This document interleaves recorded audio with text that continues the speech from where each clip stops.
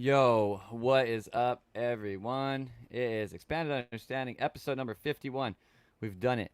We've made more than 50 episodes. That's kind of like a lot. A little bit.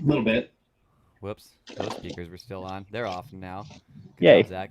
I always forget at least one button to press. I like to keep it that way. You always want to make at least one mistake so that you know you still got somewhere to progress. You know what Hmm. I mean? Yep. So we were listening to a liquid drum and bass mix by a guy named Alpha Rhythm.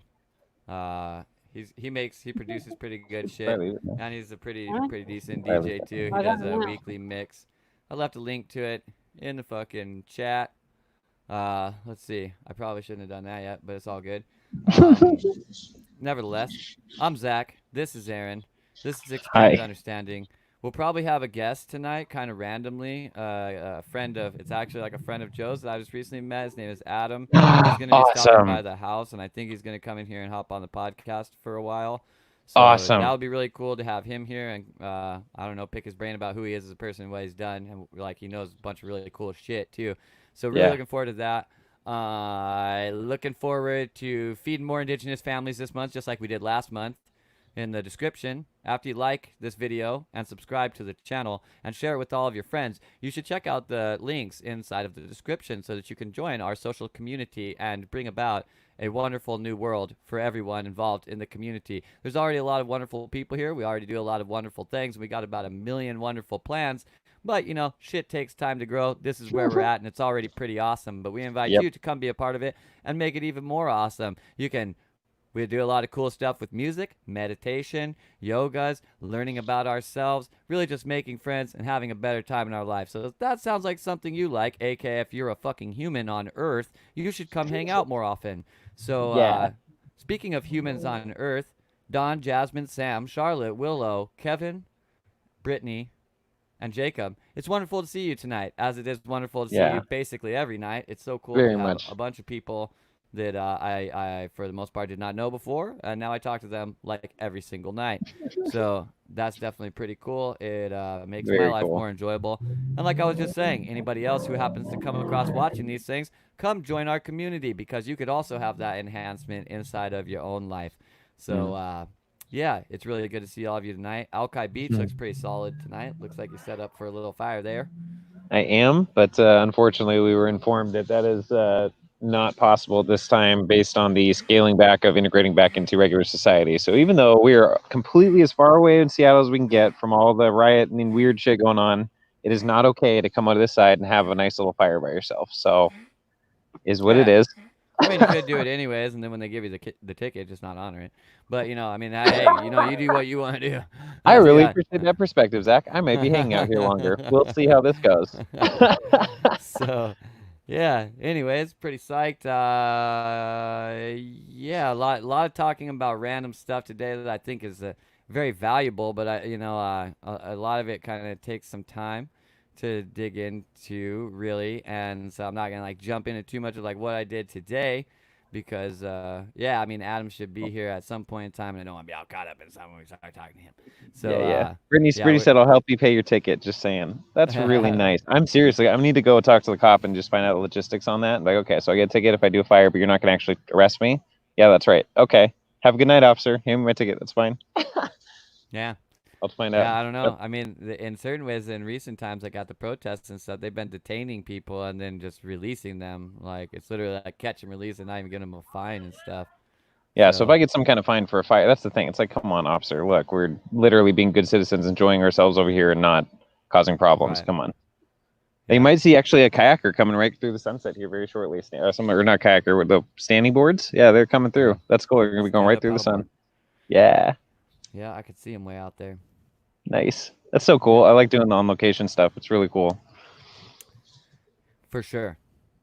So yeah, a lot of positive things happening. I think it's really important at this time to always touch on the idea that we really are like painting our reality in front of us. Somebody posted, Josh Ryan, I think his name is, posted a thing in the group that was really just kind of resonated with me because it's like this light body jumping in between like this kind of Yeah, rainbow yeah, sine wave and a bunch of Earths and stuff. And yeah. I mean, really like whether you want to get all super esoteric about it or not, standard life experience is very much so this process of kind of like jumping through a looking glass into the new format of yourself, Yeah. constantly leaving behind the past and moving into the future, and that becomes like the only thing that exists. And if we really take that idea to the maximum scale, we really just might be able to make literally anything possible if we get enough focus towards it. And it seems that realistically, if we get enough focus towards things, it can't help but become possible. So I really, I really urge you to, especially at like a time like this, I think it's particularly important at times like what the current world state is, to stay very focused on what you do want to see. Keep in mind just the potential that maybe you are choosing what your future is through the thoughts that you have in the present Yeah. moment. And make sure to keep those thoughts focused towards the things that you want as much as possible. That doesn't mean to stick your head in your sand about problems that are maybe in your place right now or in your life or you think are in the world. But make sure that what you're doing with those things is having a proactive direction towards the world that you want to live in, not just spending time, maybe like being very angry about stuff that happened in the past. That's focusing towards, recreating the past into the future, and you could create a better future. And I urge you to work together with other people and work together really with yourself to try and create this for you and stay focused on that. So there's my daily rant on staying focused on your dreams. It's very important, man. That's why I focus on it every single day. I say something about it every day because I literally think about it nonstop. So I kind of urge you to as well. Anyone uh, yeah, who's there with you? Is that just a random person, or is that somebody with you? Oh, this is me. Right, I know And then that's my you, but then there was one. and then my sister's here with me as well. Are you gonna get Cameron? Oh, hey, There she how's it is. going? Hi, I'm Zach. Hi. Yeah, we're and speaking of what you want to see, I want to see a fire. So I'm gonna discuss things here with my sister and see if we can smooth things over with an officer and keep hanging out here. So give me a minute. All right, good luck on that. Aaron's gonna go try and sweet talk the police into doing something that would be aligned with serving the public. So this is an unlikely prospect, ladies and gentlemen, but we should wish him the best of luck. Oh man, in my experience, asking cops to have reason usually don't go that well, but yeah, it's all good. So yeah, if anyone can do it, it is him. You're probably right. Yeah, he's come up and like laugh and all jovial and all this stuff. It seems to work out pretty good. I'm like literally the opposite of that. So if I'm the guy that if anyone can't do it, it would be me, because I'm like I'm just not the right guy to do things like that. Really. I'm like, look, officer, let me explain the logic of this to you. And they're like, no. So, let's see. Comments. Anything special in the comments? Yodeling? Walking on fire. Yeah, we should get Aaron to start the fire and then walk on it too. That'd be a good time. I used to have this buddy when we were younger. We used to do fires a lot, like on the weekends when we all got together and partied and shit. I had this one buddy that like you always knew whether or not the night had gone good based off of whether or not Terry ended up walking through the fire. And sometimes it happened a little earlier than usual, and that's when you knew it was going to be a really good night because Terry was already trashed really early. Let's see. Got a major chill for no apparent reason. Maybe there's a spirit around.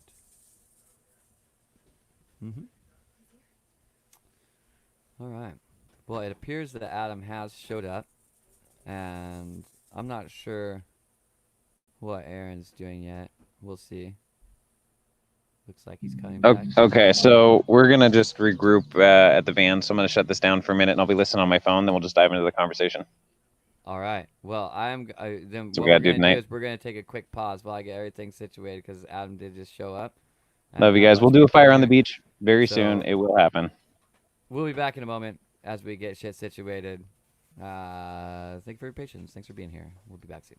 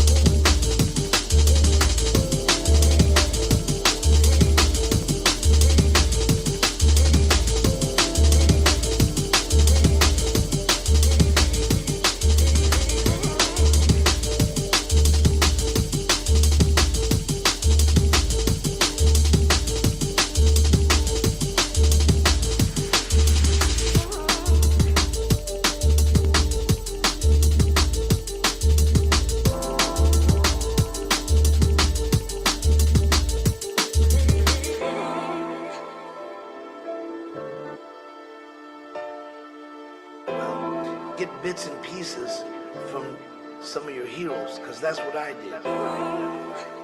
But you got to gather from different areas and then try to come up with your own concept, your own sound, your own style.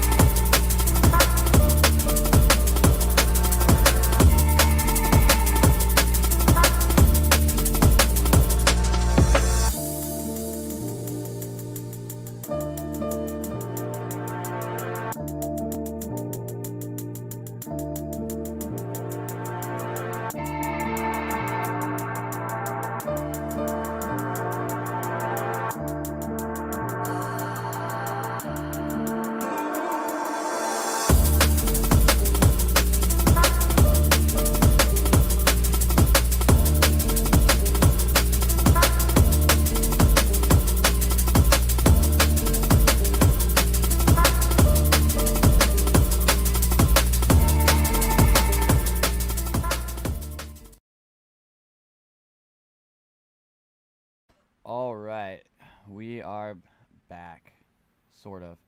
Aaron, are you comfy in your car now? Yeah, I'm good enough. We're good. All right. Well, Adam, it's so with nice to that, meet you, man. Aaron, pleasure to meet you. Adam, we kind of Yeah, both man. don't I'm know you very well. You want to so introduce yourself Sure. so we know things about I'm you? Adam Abelman. I'm almost 40 years old. I've learned a lot about life. I have no credentials whatsoever. I'm just kind of a dude. I like a lot of different you're stuff. the best kind of person.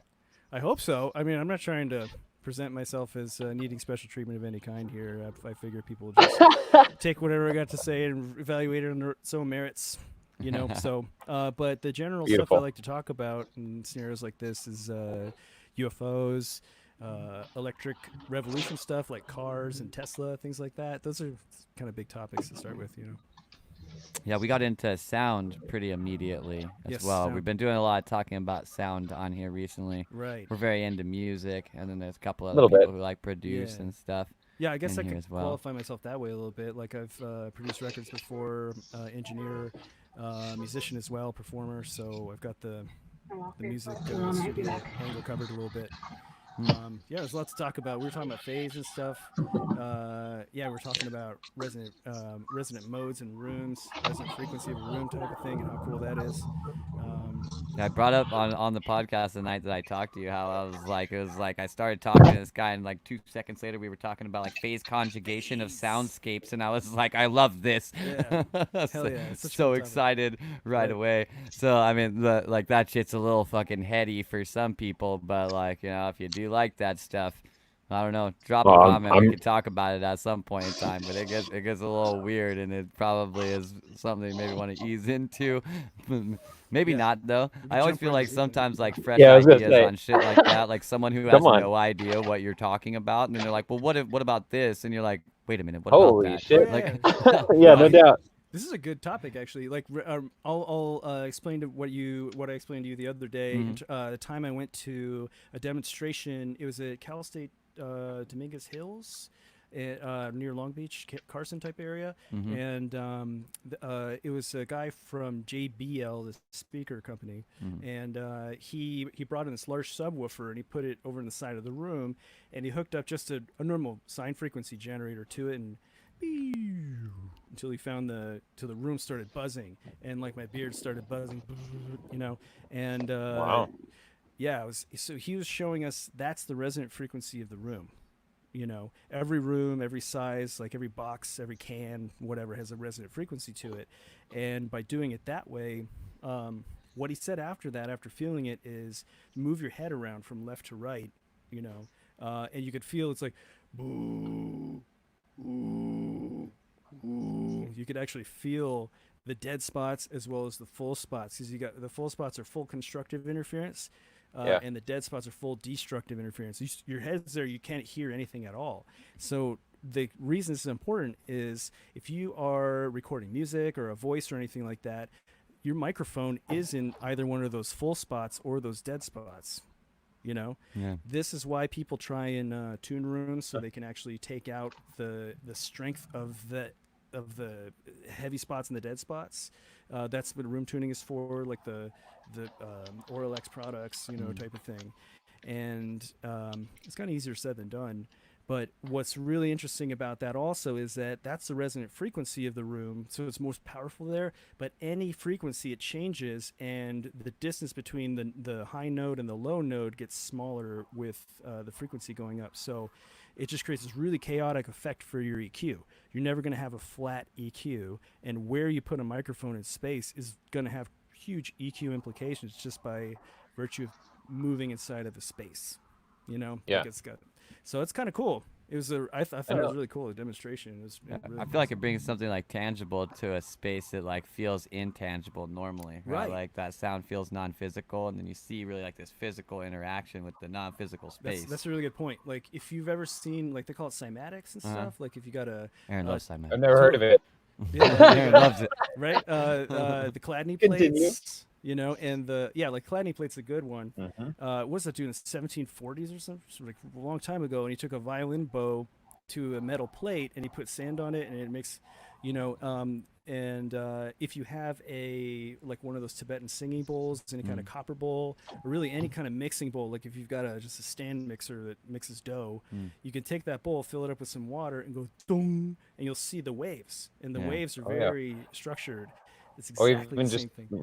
running the singing bowl the way it That's is, even and better. That's even better. And that's functionally how it's actually happening inside the room, right? Like the production thing is generating kind of an outward thing, and then there's always a reverberation back, and you get some kind of cancellation happening in That's those so waves, cool. right? Yeah, it's when you're it's talking crazy. about when you're talking about gridding out the room, I remember because I got really into, I mean, just my own independent YouTube research study of soundproofing and all those different dynamics. But there's some fucking rabbit holes you can go down, you know. Right. And I remember when you're talking about sounding out rooms, there's a couple good channels that do it really well and do it professionally, and they get tutorial videos of the stuff you were describing. And one of the ones they do, if you really want to get specific, they grid out the room, and I think in 1 by 1 foot squares, and you literally crawl around the entire room while the song's playing, and you mark each spot based on what you're talking about. That you do it at a certain height, crawling, like squatting and standing, or like really, I mean, it depends on how much energy you want to put into it. But what you're saying, and then you use the term constructive and deconstructive interference. So I use that a lot in conversation. Like, so if you have sine waves going, and you have two sine waves going the same direction, but you're trying to find a place in conversation where you're having continual constructive interference, or you're actually building on the conversation as it flows along. But then if you get to this point where you're going into this topic and they're totally opposed, and when you come together, bam, it just shuts that whole shit down in conversation, right? Just a dead spot. And somebody's got to generate a new sine wave to try to find some kind of coherence with the other person. That's a great metaphor. That's great. It's so weird how through like phase conjugate waves you can understand virtually all of interaction. Yeah. Like my like kind of traipsing down that rabbit hole went through like way more twists or turns than I thought I was like going to. I'm sure it's still going. I mean, shit. I just met you like 2 weeks ago, and you're like soundscapes and dead spots, and I'm like, wait a minute, why wouldn't this be happening with sound? This is amazing. Like, and I was so pumped on it because like for some reason, you know, sometimes like you hear about something and you're like, why have I not thought of this? Like this is one that didn't come up yet. I was so shocked on that, but nevertheless, like it just brought even another layer where it's like, oh my gosh, look at what phase conjugation is doing. Totally. And it really just, it's so, I mean, I've gone like everywhere, like my like the process of seeing something can be understood very well through phase conjugation. The process of like an intimate relationship or basically operation of between like the business and the consumer can be understood as a phase conjugate. Like literally every interaction, you can be like, well, okay, let me check the equations. Oh yeah, you guys aren't going to fucking work out. Right. You know what I mean? Totally. It's crazy. But you can also, with that, you understand, well, phase modulation is very much so a part of, if you're going to start understand phase conjugates, know that you aren't like, the wave's not necessarily fucking locked into what it is. We could change the frequency of that or whatever you want to call it, right? You want to change the frequency, or I mean, I think magnitude of the waveform is another dimensionality that we add to the interaction that really just becomes basically like an answer to like, well, we're pretty much the same or exactly opposed, but like you're fucking loud about it, and I'm like, not so loud about it, right? Like this is like a magnitude, like you're in phase. But so like their fucking magnitude is real big. Nevertheless, like the point is that like there's all these different abstractions that a person can basically draw on it, where like literally every function of an interaction with anything, whether it's you like using a hammer, looking at something, or interacting with your girlfriend, or starting the next Fortune 500 company, you can be like, you can understand that it's not set waves, you're modulating shit all the time. The working of it really is because of their ability to reside in the place of conjugation or constructive interference. And the deconstructive interference, or the things that lie outside of the conjugate waveforms, is really what are the problems inside of the relationship, the pipeline, your perception of the thing. Like, it's crazy how deep the rabbit hole goes on that one, because it's all interaction.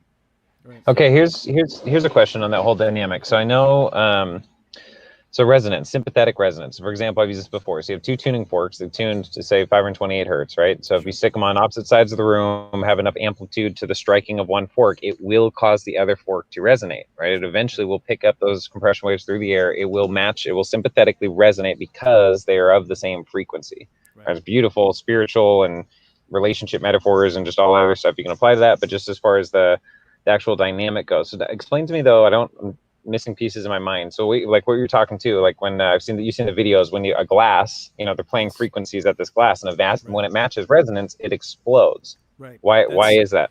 So that's exactly what I was thinking when you were talking about it, because that's a great like the tuning forks. That's one way to do it, but instead of 2 tuning forks, you've got your vocal cords and your whole structure in your face, and then the glass itself. So if you take the glass and go ting ting ting, that ting right there, that's the frequency. And so you can take that frequency, you sing that frequency into it pretty close, like and if you you're basically overloading the mechanical structure, because with glass, you tap it hard enough, it will break, right? You've introduced enough energy into it. So what the resonance allows you to do is, if you don't have a resonant state, then it's not going to allow you to build up energy like a battery into it. It's going to just like exist on a normal way, But if you hit that resonant frequency, then it builds upon itself. Wow, wow, wow, wow, wow. Okay, so is it? Yeah. Sorry, so is it basically because it's not a capacitor in essence? It's only can hold so much of that frequency. If you match the pitch, if you match the exact frequency, but the amplitude was not too intense, it would cause the glass to vibrate. But it's when you increase your amplitude, it's overloading that resonant frequency upon the object that's containing it. That's exactly it. And it's, if you want to create that that analogy between the capacitor stores electrical energy, and the glass stores mechanical energy. It's vibrational energy, right? Okay. So you are creating mechanical energy right here. It's transmitting through sound waves, through air particles, right? Through the medium of air into this, and then it builds it up like a battery. And if you just overload the battery, then this the failure mode, boom, Exactly. So when you say mechanical, would that be the same thing as what's the other word I was looking for? It just slipped my mind. Which is electrical, not magnetic, but compression waves. Mechanical, because the actual compression movement versus light, I guess. That's it. Like you hit something and it makes a sound. So you're hitting it with mechanical energy, and the sound comes from mechanical energy of vibration interacting with the medium around it. As well as inside the medium, because the speed of sound's different inside of your object, the glass, compared to the air around it. Right. Yeah, so it is basically like you are hitting it with that force still, just that force is being generated through the constructive feedback of matching like resonant waves. Right. Yeah. That's exactly it.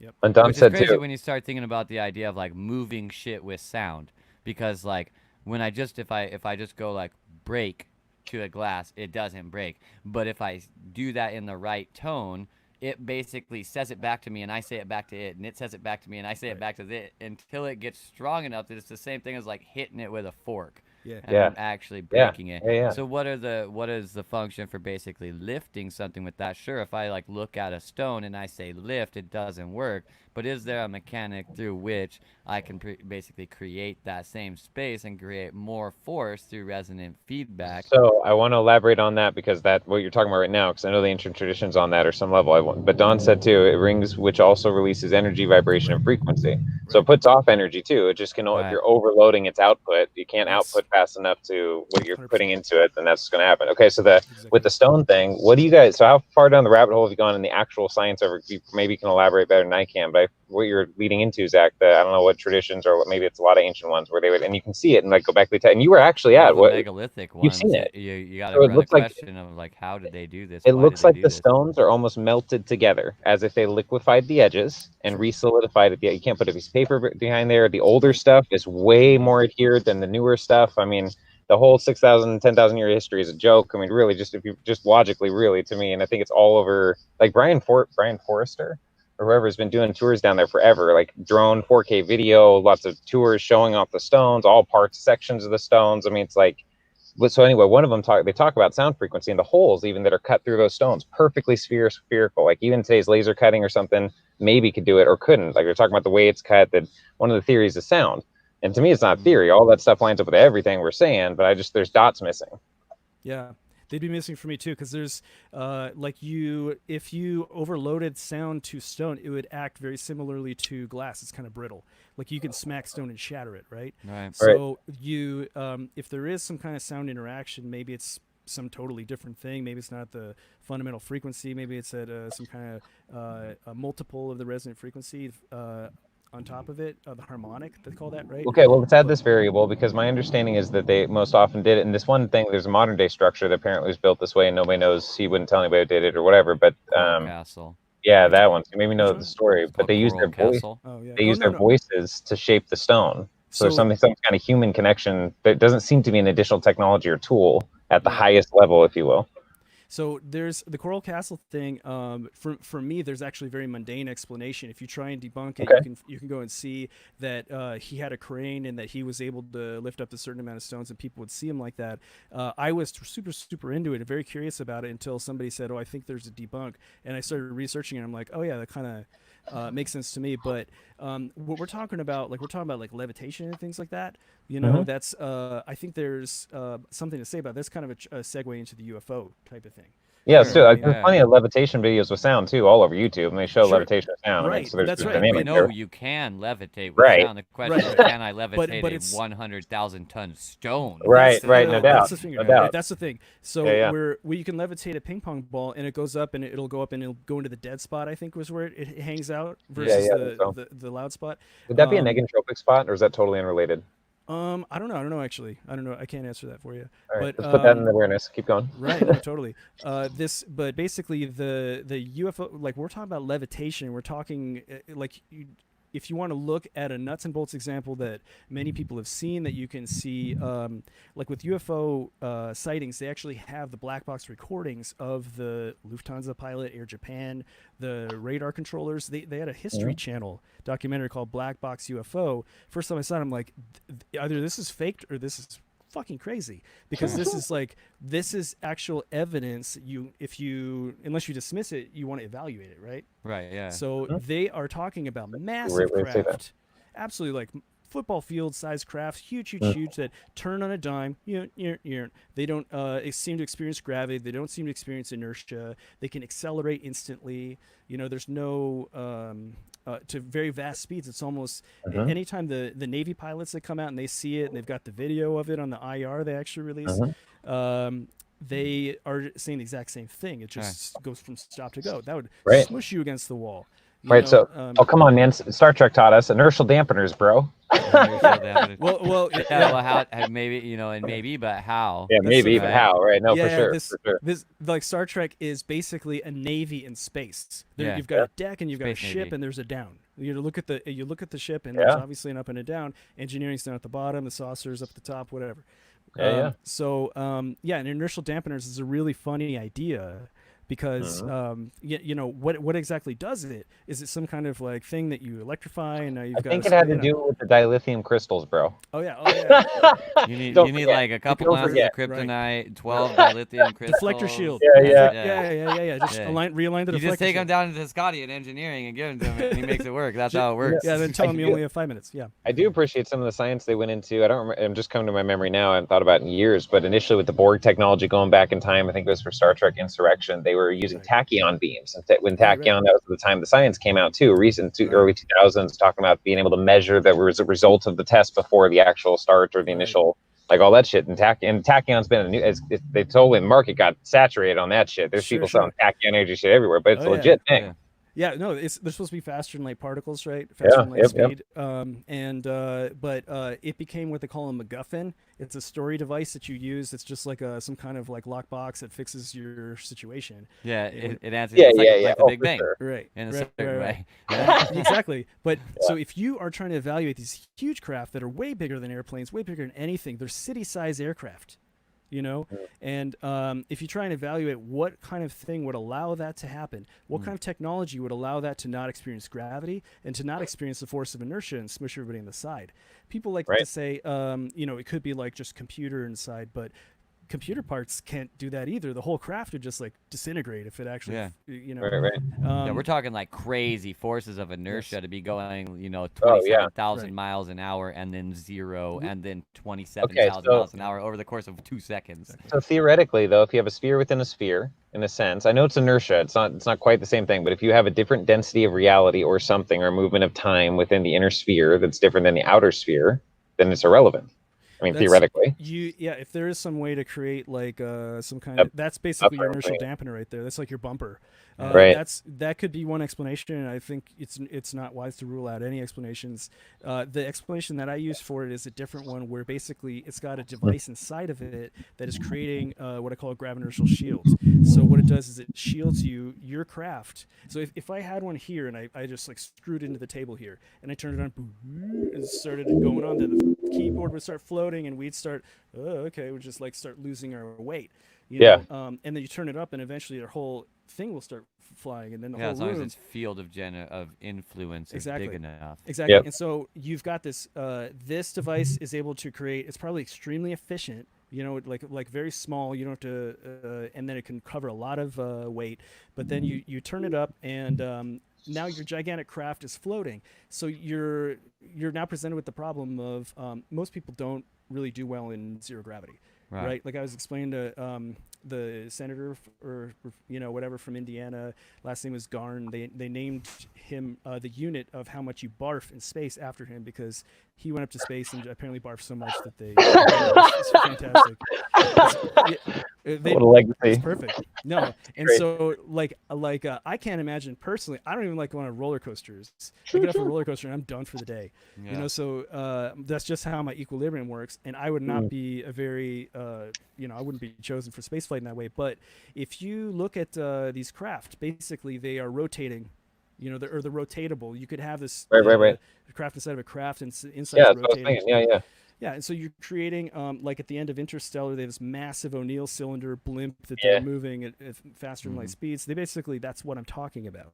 That is exactly what I'm talking about. You see, like there's a house, and then they hit the ball, and then it goes up in the air, and then it lands way up on the up, which is now down past the center. You can see other Yeah. houses up there, and there's a down up there. So that's because you're in this giant rotating cylinder, and you cannot have a small craft rotating, or else the difference between the center of the rotation, say your head, and the gravity at your feet is super huge. You still have like very low gravity up here, but normal gravity down by your feet. That gradient of gravity, if you have a larger circle, is a lot smoother, right? So massive craft are much much better. So that if you can create this gets more interesting actually, because you can solve additional problems with it. How is that possible? I'm already so interested. Let's pull the dash. Right. You're not going to be stopped here for sharing your thoughts, my friend. Yeah. Please do. So if you have a craft that can effectively shield your mass of your craft, because you get your gravity and inertia interactions from mass, right? That's how we view it right now in our physics. So if you can shield your mass from the outside world, then basically you're a null mass entity. Are you zero mass or null mass? I don't even know. But if you take that mass m and you turn it into zero or null, then E equals mc squared. The whole thing that doesn't allow you to get to light speed is because it's that I'll go this way. Whoa, if you get closer to light speed, you have to add more and more energy. You can't even get there, right? Yeah. So if you have no mass, then maybe you can just go to any speed you want just by accelerating, and there's no limit. And that would solve this whole thing about how these craft that we see would be traveling interstellar in an interstellar fashion, And when you go down that, you're wondering what is the actual speed, top speed that you could possibly move under this situation. And maybe there is no top speed. Maybe there's just a functional one where if you start moving fast enough, then you're like just running through stars really quickly and all that. Right. And to clarify what we're saying is that the bigger craft would actually be easier to create a space that had a gradient within which beings or really even computers could exist and deal with these types of inertial speeds without being crushed. There would be a better gradient of that gravity change inside of there. That's right. And then on top of that, because of the generation format of that, they would be rendered into a space where the standard physics that stop a thing from accelerating or cause it difficult for it to accelerate or obtain a speed or have a speed limit functionally to that thing would be non-existent. So these wouldn't apply that makes the sense same way. within itself, but I feel like there's been as many sightings of small craft doing the same thing. Sure. Or is maybe it's remotely operated because of those dynamics and those constraints? That's a great question. You can still have people inside of small crafts, especially if they can tolerate zero gravity. You don't have to spin. You don't have to have gravity. If you have somebody who's very good at dealing with zero gravity, or you just acclimate them, then you can send them on missions without having to do gravity at all. It could be a drone, but yeah, there's any craft could be levitated like this, and ostensibly the same device could also create a directional impulse, which is that's the thing that defies Newton's third law, where you can't take just a rotating energy out in space and then take that rotational energy and move it into linear energy, right? Whenever you're trying to see people on the what's that Stephen Greer thing, the C5 disclosure project type Yeah. thing? Yeah, When serious his disclosure. his documentaries and stuff. Yeah, I got a million issues with that dude. I think he's a scam artist, but like he's Please tell me why. What's the discrepancy? Because a lot of people are familiar with him. So yeah, please sure, do. yeah. No, I mean, from my perspective, he's taking people out on camping trips and charging them thousands and thousands of dollars to like meditate to see, because what's his whole thing is like a fifth encounter, a fourth encounter. What is it? What number? Like that. With that alien, yeah. And so it's a human initiated encounter. That's the idea. Yeah. But if you go on his thing and you try to see this, then you're gonna see just like a shooting star, and then he'll tell you like, oh, there's one. We just didn't get it close enough, or something like that. Sure. This guy can't deliver on his promises. He's made, his documentaries Do you have firsthand? I'm just curious. Do you have firsthand? Because I've heard a lot of people say that they have had really interesting experiences, not firsthand, I would but love to hear it. Well, the thing about that is, like, if I were really, really into it and not super skeptical, I'm not saying people are not skeptical or whatever. Maybe I am, I guess. But if I were not very skeptical and I went on it, and I've been in this place before, I've been like more like young 20s type of thing, where I go out on camping trips and we're all like spaced out and shit. And willing to entertain this stuff. But when you get down to the nuts and bolts of it and you try and recreate it and try and explain what's going on, people have to fill in the gaps themselves, and that's where the skeptic in me just jumps out. Let me ask another question though about the evidence he presents, because you feel like there's a lot of good stuff there. It just leads to the scam on the end, but do you have any discretion with the evidences he presents? It depends on the evidence you're talking about. So if you're talking about documents, first-hand testimonies, and all that stuff. I mean, assuming those are real and legitimate, I don't know. And some of them are.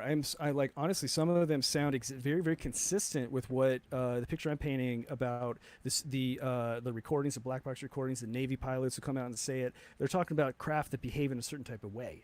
Right, and so if you take that picture of sort of like, I'm gonna look at this as like a realistic picture or whatever, I don't even know, a skeptical picture of UFOs that admits this evidence, which seems credible, then you end up with kind of a losing my train of thought over here. It's perfect though, I'll come back to it. But that's cool.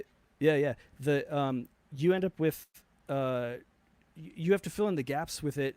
It's going to come back in a second, I'm sure. No, it's cool. I'm more curious to the spheres and the sphere things right now. Okay, so if you're in a zero-G environment within the inner sphere, then because all the things you laid out in the prerequisites sum it up, you should be unaffected by no matter how fast the exterior sphere is traveling, correct? It depends, because if you have a sphere within a sphere and you don't have anything to actually deal with that inertia, inertial dampener. Right. Yeah, exactly. Yeah. About the gravitational field is the inertial dampener, because if you're in this universe all by yourself, then like let's say you're in a shipping container or something like that, a big old rectangle, and we're sitting in there. We got the device screwed in, and we turn it on, and we're flying in a shipping container. It's not a very aerodynamic thing, but we can move it, and it's a lot of implications for shipping in the future. But with this thing, aerodynamics really kind of break down. Right. Well, this is the other interesting thing. There's a shape called the Sears hack body, HAACK hack body, and it looks like a sharp grain of rice, right? And so if you have that sharp grain of rice and you rotate it like this, you end up with a saucer shape. If you rotate it like this, you end up with a cigar shape. So the most aerodynamic form, that's exactly it. Exactly. The most aerodynamic form, you transform it into 3D in two directions, and you get the shapes that they keep talking about seeing, that they've been seeing for a long time. Adam, do you know about? I've asked Zach about this. This is what it's called, Zach. I'm pretty sure the blinking universe theory. Isn't that where they were? Dang. See, I've only familiar, and I cannot remember the guy who articulates it so well. I've listened to many hours of him, but. Anyway, it's where that the essence of everything, we're blinking in and out of existence 28 trillion times a second. And it gets into that's why time travel, like it gets into a lot of stuff. Anyway, it's really well done. It's based off research from, I think, similar guys who produced the cone, double cone theory, or with the time. Yep. Anyway, it's a whole other take. We don't know about it, so let's dive into this. Yeah, I gotta check it out. We were talking about Stephen Greer at some point in time, and I was like, I want to make sure that I'm satisfying in terms of what I'm presenting, because when he's talking, I actually brought him up because you could see the type of device where people are trying to convert the rotational energy into linear energy, which is defying Newton's third law right there. Like if you've got a figure skater and they've got their arms out and they pull them in, they spin faster, and their arms out go slower, right? That's what you're dealing with. And what they're trying is to use that type of force to change their spinning into like moving in a certain direction. But if you're out there in space and you're inside of a can and you kick that can in a certain direction or that direction, you don't actually move. It all equalizes out and you don't actually move in space. So there's no way to actually move. You know, you like in a certain direction and stay moving that direction. So you're always going to, So this is the lock on the box for physics right now. Basically, people are trying to figure out what is the way that we can update Newton's third law. The idea is that it's incomplete, and you can have a certain kind of condition where you can convert rotational energy to linear energy without what they call reaction mass. Because if you got a spinning wheel and it hits the ground, then it can move. But if you got a spinning wheel, even in the air, it can actually move. I forget what Magnus effect or something like that. Oh yeah, there's a guy on YouTube who does really cool videos. I think he's like a dad. Like he does all of those science experiments, explains all that stuff. Yeah. Destin. Yeah, man. Yeah, He's Smart great Every Day. stuff. No, I like that dude. No, that dude's the ultimate dork, and I love him for it. Yeah, and he does great videos. Laminar flow. Laminar flow. Pop. Yeah, I like that. I like that video for sure. That's so cool. Hear it out. All right, continue. Yeah, totally. Yeah. So when that's what people are trying to figure out. People are trying to actually create these devices to convert rotational to linear energy, and also to do the gravitational shielding. Basically, like you put it with a bucket and you try and like balance it like this. You know what I mean? You try and actually lift one side and the other side goes down and you hold it up. And I was mentioning that there are videos on YouTube of people who have actually apparently done this. You know, it's super, super interesting. They would have had to fake these videos, but there's no evidence right from the get-go that they did. The first guy, his name is Thorsen, Thorsen, and he's got an inertia experiment with inside of a wooden box, and it's these eccentric swinging rotator things. And so he put the box inside of a canoe inside of a pool, and there's no oars or anything pushing on it, and it just motivates itself forward. Should not be able to do that. Nothing should be able to do that, right? So that's one test method. And NASA says if you want to test it, put it on a cart, and then it should move the cart in any direction you want. You know, that's nothing really should be able to do it like that. So that's the one which is creating an impulse in a certain direction. That would be one mode of this device. And as for the gravitational shielding, there's a guy named Kidd, Kidd. It's like from the 80s or something. It's like a local news segment in Scotland, Dundee or something like that. But I don't know where exactly. But it's in his garage, and he's built this device which is spinning and pumping these rotating wheels. And he sets up the bucket to bucket, puts a bunch of bolts in the bucket to balance it, switches it on, and this side goes up and the other side stays down. You know, it's not supposed to do that. That's the other test to see if, instead of the impulse, if you've actually reduced its own weight, right? So the way you reduce, because weight is directly tied to mass, you know, with like gravitational fields, this stuff determining how much weight per the mass. So if you're reducing your weight, then effectively you're shielding your mass from the gravitational energy that is coming from the center, the Earth, the mass of the Earth, not just from the center of the whole damn thing. But so this is what I consider to be Sandy Kidd. Yeah, that's it would be basically, it's him in his garage. You can see him, but there's. So let me ask you a personal question here based on the topic even. Sure. What's your personal interest in UFOs? Like it seems like there's something you like about them. What intrigues you about them? I saw one when I was a kid. Like I was 10 years old. Oh yeah. Yeah, it was crazy. I woke up. Tell me. Yeah, it was in the middle of the night. I remember I woke up and we were living probably a mile from the ocean, Southern California, and I woke up and I went out to the kitchen and I saw that the clock was midnight. And it was old enough where it wasn't an LED light or something. It was these flip flip lights back in the 80s. All right. late Yeah. 80s. Yeah. Nice. So I look out over the through the sliding glass window towards the ocean, and I see this light. It's going red, blue, red, blue, red, blue. And so it didn't slow down. It just 100% turned around and did the same speed. Boom, boom. Like it was So did you see like the profile of craft against the sky, or did you just see the lights? only the light. Only the light. Okay, I was cool. too far away for me to actually see any kind of shape or anything, but it's just the light. But what this left to right thing, even as a little kid, I knew if anybody's in there, they're probably scrambled against the walls. They're probably spaghetti by now.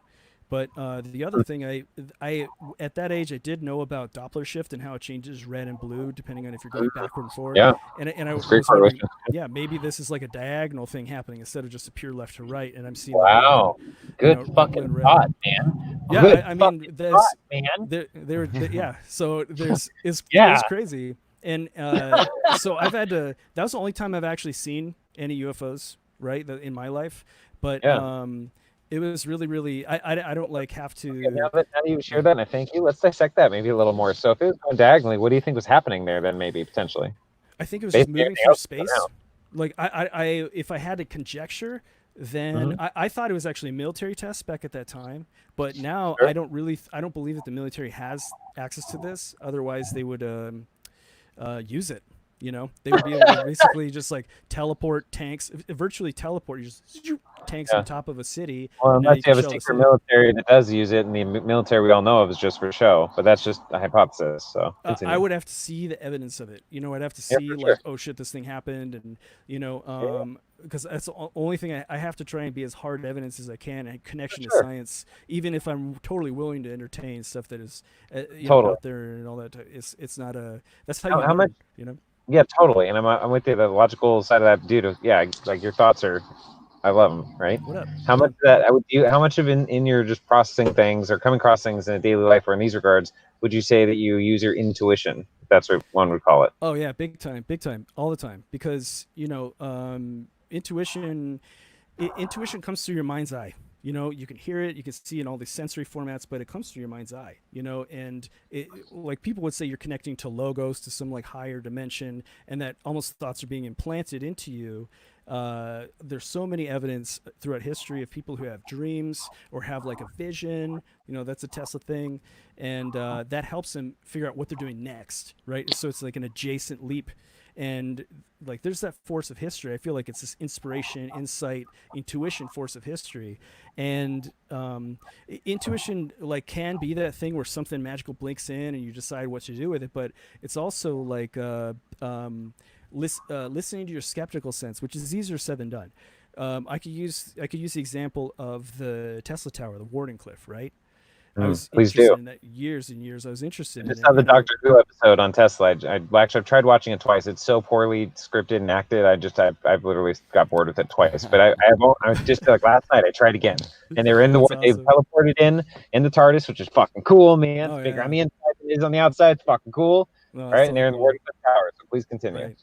Right. Well, I mean, I have a pretty disappointing take on Tesla because I like went through absolutely everything that I could that he wrote, and I've basically I was very much into it, and I was trying to figure out how does this tower work, how does the magnifying transmitter work.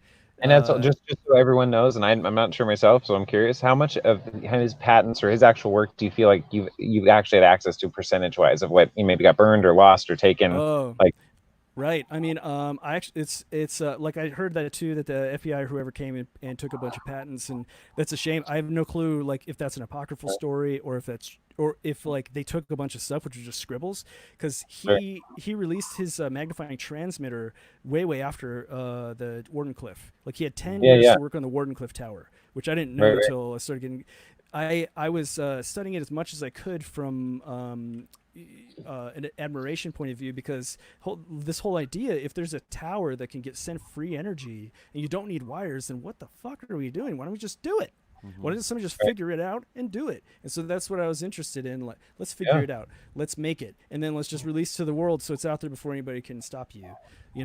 And so, but I think Do you think that just hasn't come up yet, or just people got stopped from releasing the world, or they got greedy or sold it or something, or what? My long story short about that is that I think Tesla just didn't understand the technology. I think we give them a lot of credit for it, but I started having DMT trips that were I started getting the DMT basically, and No worries in there. I know, right? Often. Yeah, exactly. Early enough. Yeah.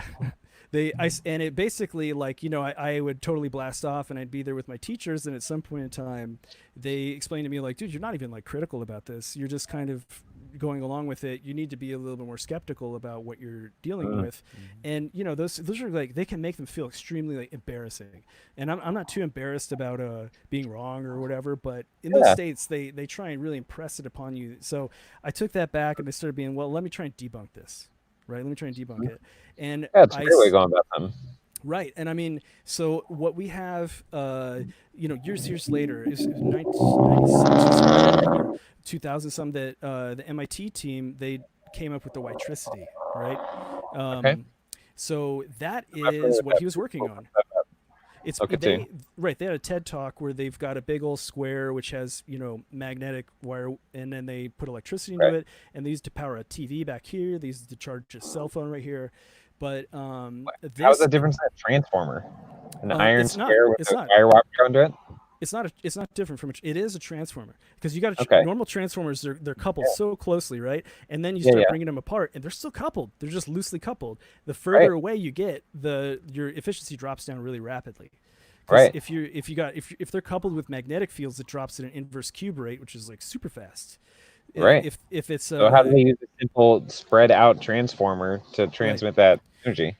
That is where, if you get really, really skeptical about it, and you just go try the explanation out, try this prism through it, and it'd be like, he just didn't understand it. He thought that he would be able to use resonance to transmit without any loss across distance. That is the whole thing. Okay. If you're using a resonance, because let's say you've got 60 hertz through your wall. Okay, hold on. Just thinking like logically, that doesn't make sense. There's air, there's shit in the way, but he was thinking about using the ether. That's a whole other dynamic, right? And that's where resonance comes into it. Is that, and this is where his magical thinking comes into it as well. Because with resonance, it's such like a magical thing that over here it probably wouldn't have loss. Whereas if you don't have resonance, you have normal loss. But the problem is you still have the same exact loss with the resonance. If you why? Because it's about the resonance is about the electrical field, and then by extension the magnetic field is inside of it, like what we're talking about the glass. If you can kind of keep it ringing, right? But it doesn't change the physics fact, you know, the piece of physics that if you uncouple these transformers and you move them further and further apart, you're going to reduce their efficiency.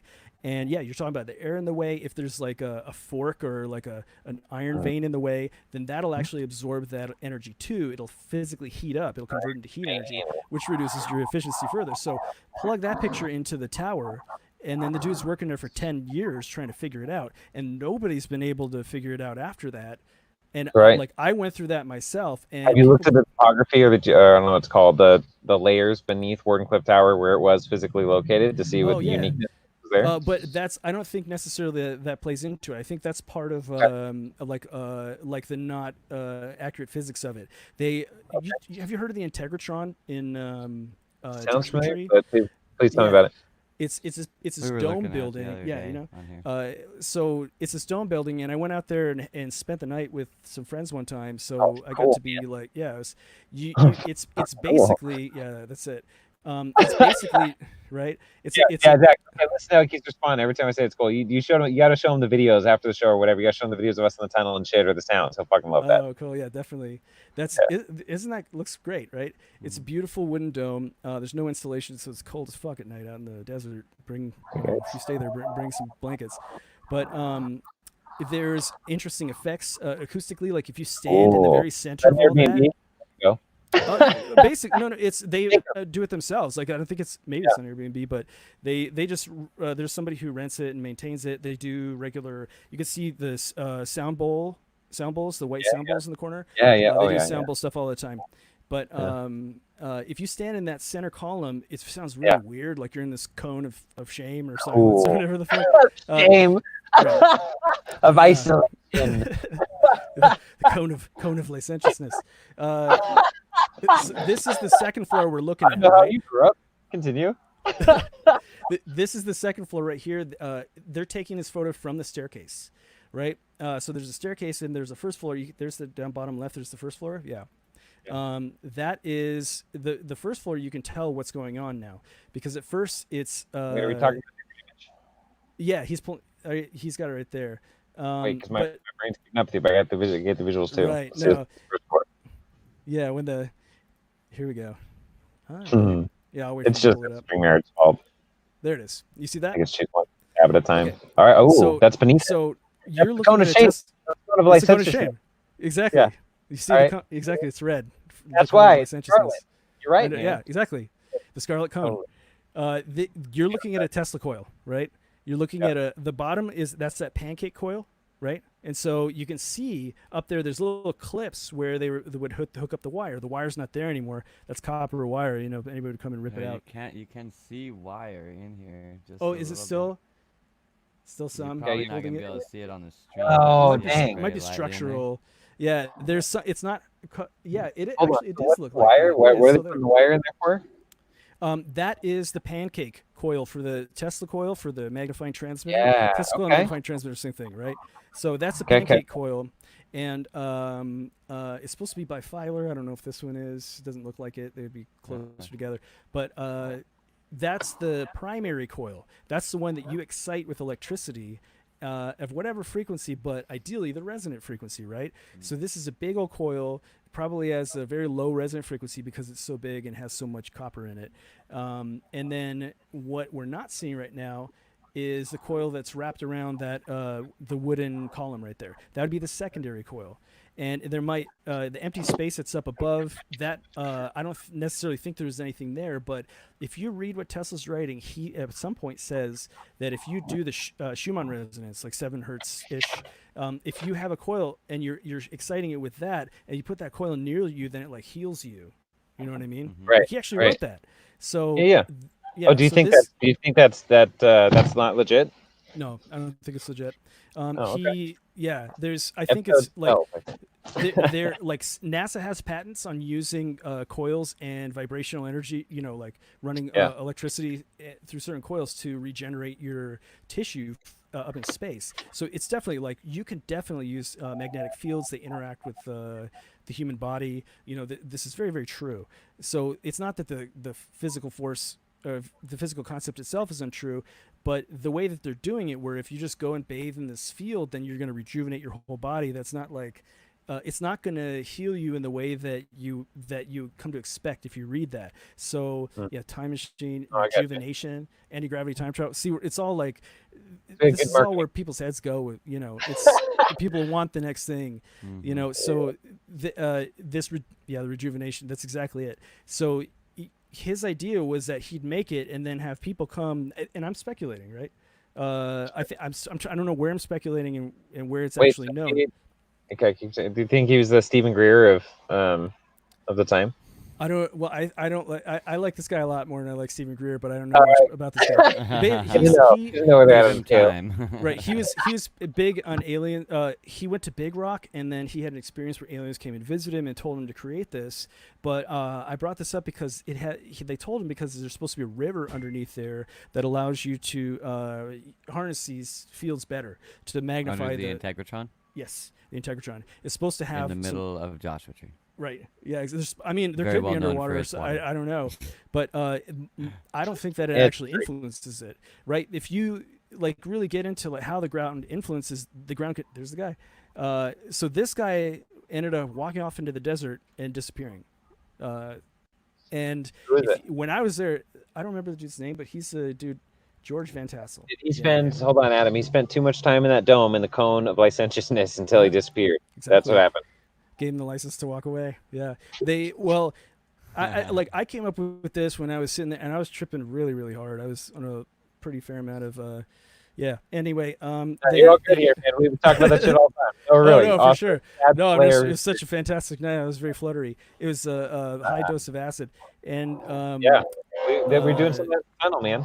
It's great. oh hell yeah. So yeah, he ran out of time. He passed away in 1978. right? The machinery was never installed. Life extension machine. There it is. Yeah. So that's not speculation. That's what he was designing it to do. But what I'm speculating is that he figured out it doesn't work. You know, maybe that wasn't it. Maybe he did not have the money or something to actually do it. But he, for some reason, was disappointed enough to just like give up and walk away. You know. Yeah, so this is another, like, I feel like people get trapped down, this is what they call crank invention, right? Crank inventors, people like the dudes in New Zealand who got like $30 million to make warp drive and they never did anything.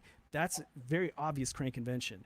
But when you're talking about, I'm going to make a transmitter that's going to teleport electricity at high efficiency far away, you can't make that. Like, if you could make that, I would love to see it, and I would love to watch it demonstrated. But this whole situation with Tesla does not make any sense into it. And oh, that's good. Yeah, I'm glad. Thanks, Jasmine.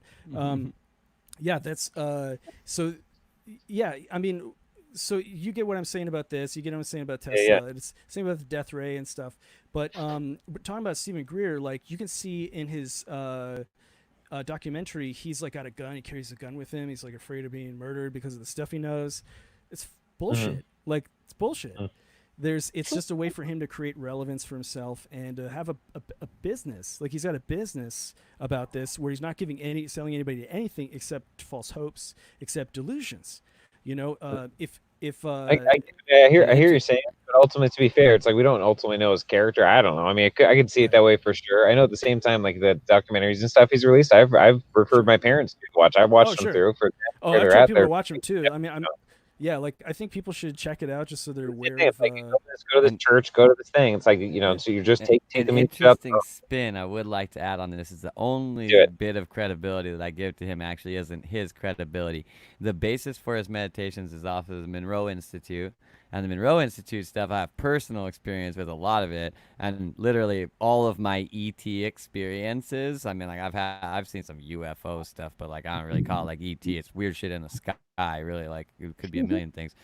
But all of my really like ET experiences have come through using the Monroe technology. I think what he sells, he can probably do.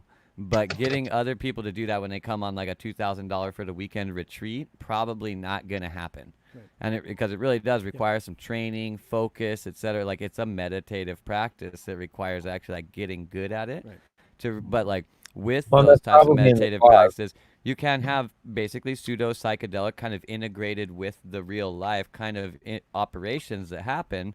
And I think this is kind of his hope, is that they will get focused enough that they have kind of this experience. Really.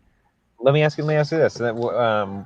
Based on your personal experience with UFO when you're 10, and just all the research, your own things since then, but also your experience on DMT, sitting with entities, you know, in those dynamics. Absolutely. So believing those are, I mean, I'm presuming you're believing that's a real external entity, or do you feel like that's all inside of you, and that, or is that where's the dynamic? Is that where the divergence is? So this is like my favorite question in the universe, because like I've no fucking clue. I've done it so many times. I've like blasted off hundreds of times by now, and I've no fucking clue, because it works both ways, right? When you're in there, you're like, this is true, this is real, this is what it is now. Right. Yeah, you're like obviously, pants always, salvia. It's normal. I'm 12 feet behind the couch and walking back up to the front. That's just this is normal. Right. Yeah, there's no way that you can have all sorts of experience that there's like it's so difficult to explain using our conventional physics. But this actually, I think, connects directly into what we're talking about here, because there's that's when you do DMT. That's an exogenous DMT experience. If you are able to meditate, get yourself into a certain state, you can create endogenous DMT experience inside yourself without doing anything. I would argue that spiritual experience itself, when people have it, you can wake up from a dream, you could be staring at the sun, all of a sudden you get torn into some vision. This happened to me for my entire life, and it's normal for people, you know. We treat it as something weird, but I see those as endogenous DMT experiences. And so, like, because with DMT, you could definitely have alien visitation. You can see the Gralians, you know, you can see whatever form of alien, in addition to like the teacher entities and all that stuff too. People have had like alien dissection experiences. If you read the Spirit Molecule book, that who's that dude? The dude who did the New Rick Mexico. Strassman. Strassman, yeah, Strassman's thank the you. guy who Well, wrote our Yeah, very good great book. friend, very good friend Frank Castle, this Fearless group. He's a ayahuasca and neo shaman in New York, and he's had many of his experiences too. He's on the show a lot, so yeah, keep going. Totally. Good Yeah, company. that's right. And so if we look at spiritual experience that people have, mystical experiences, vision experiences, as the DMT, that's like DMT is inside of us all the time. It's mostly in our cerebral spinal fluid. That's the Yes, it tissue is. liquid that has the most, right? So Uh-huh. if you're doing exogenous DMT, it's going through whatever medium, your lungs, your stomach, your bloodstream, all the way through your brain, and it just raises your natural level, and that raising of the level is now you're at this state, right? Mm-hmm. There's oh my god, I mean, there's a super interesting topic about Syrian Rue, with this type of thing, and we could get to that too if you Do like. it. But yeah, Let's there's hit another question, Zach.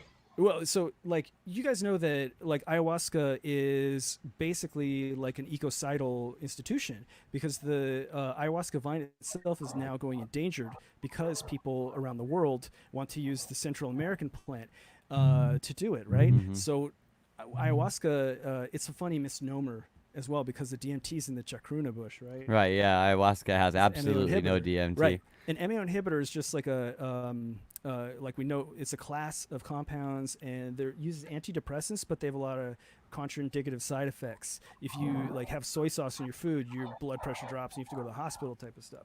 Yeah. So that's kind of like, there's a really big, that's why they use SSRIs, but MAOIs do the whole neurotransmitter spectrum. SSRIs focus on serotonin, right?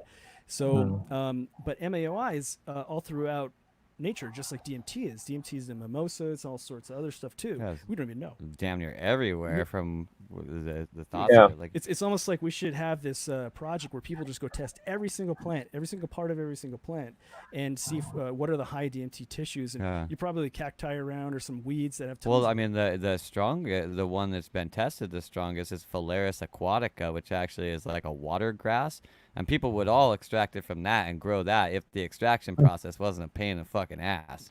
Yeah. But like, it's hard to get a good return from it, and like the work put into it way harder than like a root bark or something like that. And this Yeah. is why a lot of people don't use leafy shit. Like, I mean, chacruna's Yeah. fucking all over the goddamn Amazon jungle. You could be ordering bags and bags of it from there for cheap if it was really easy to use, but it's not as easy That's to interesting. use.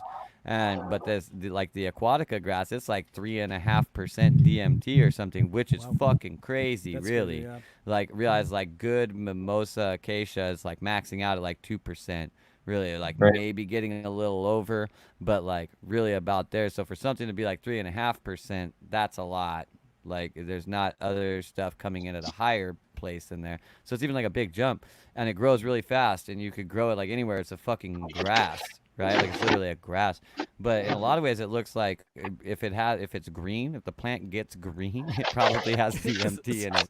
Like it's that common. It's I- kind of fucking nuts. That's exactly it. And so you can imagine what would happen if you had some horticulturists who just went on a, combined with chemists and went on a spree, just taking every single plant that's native to your local area, especially weeds and stuff, and try and find that out and see if you can actually have stuff that's easy to process. Sure. And I mean, because then people wouldn't have to trade Mimosa Spark.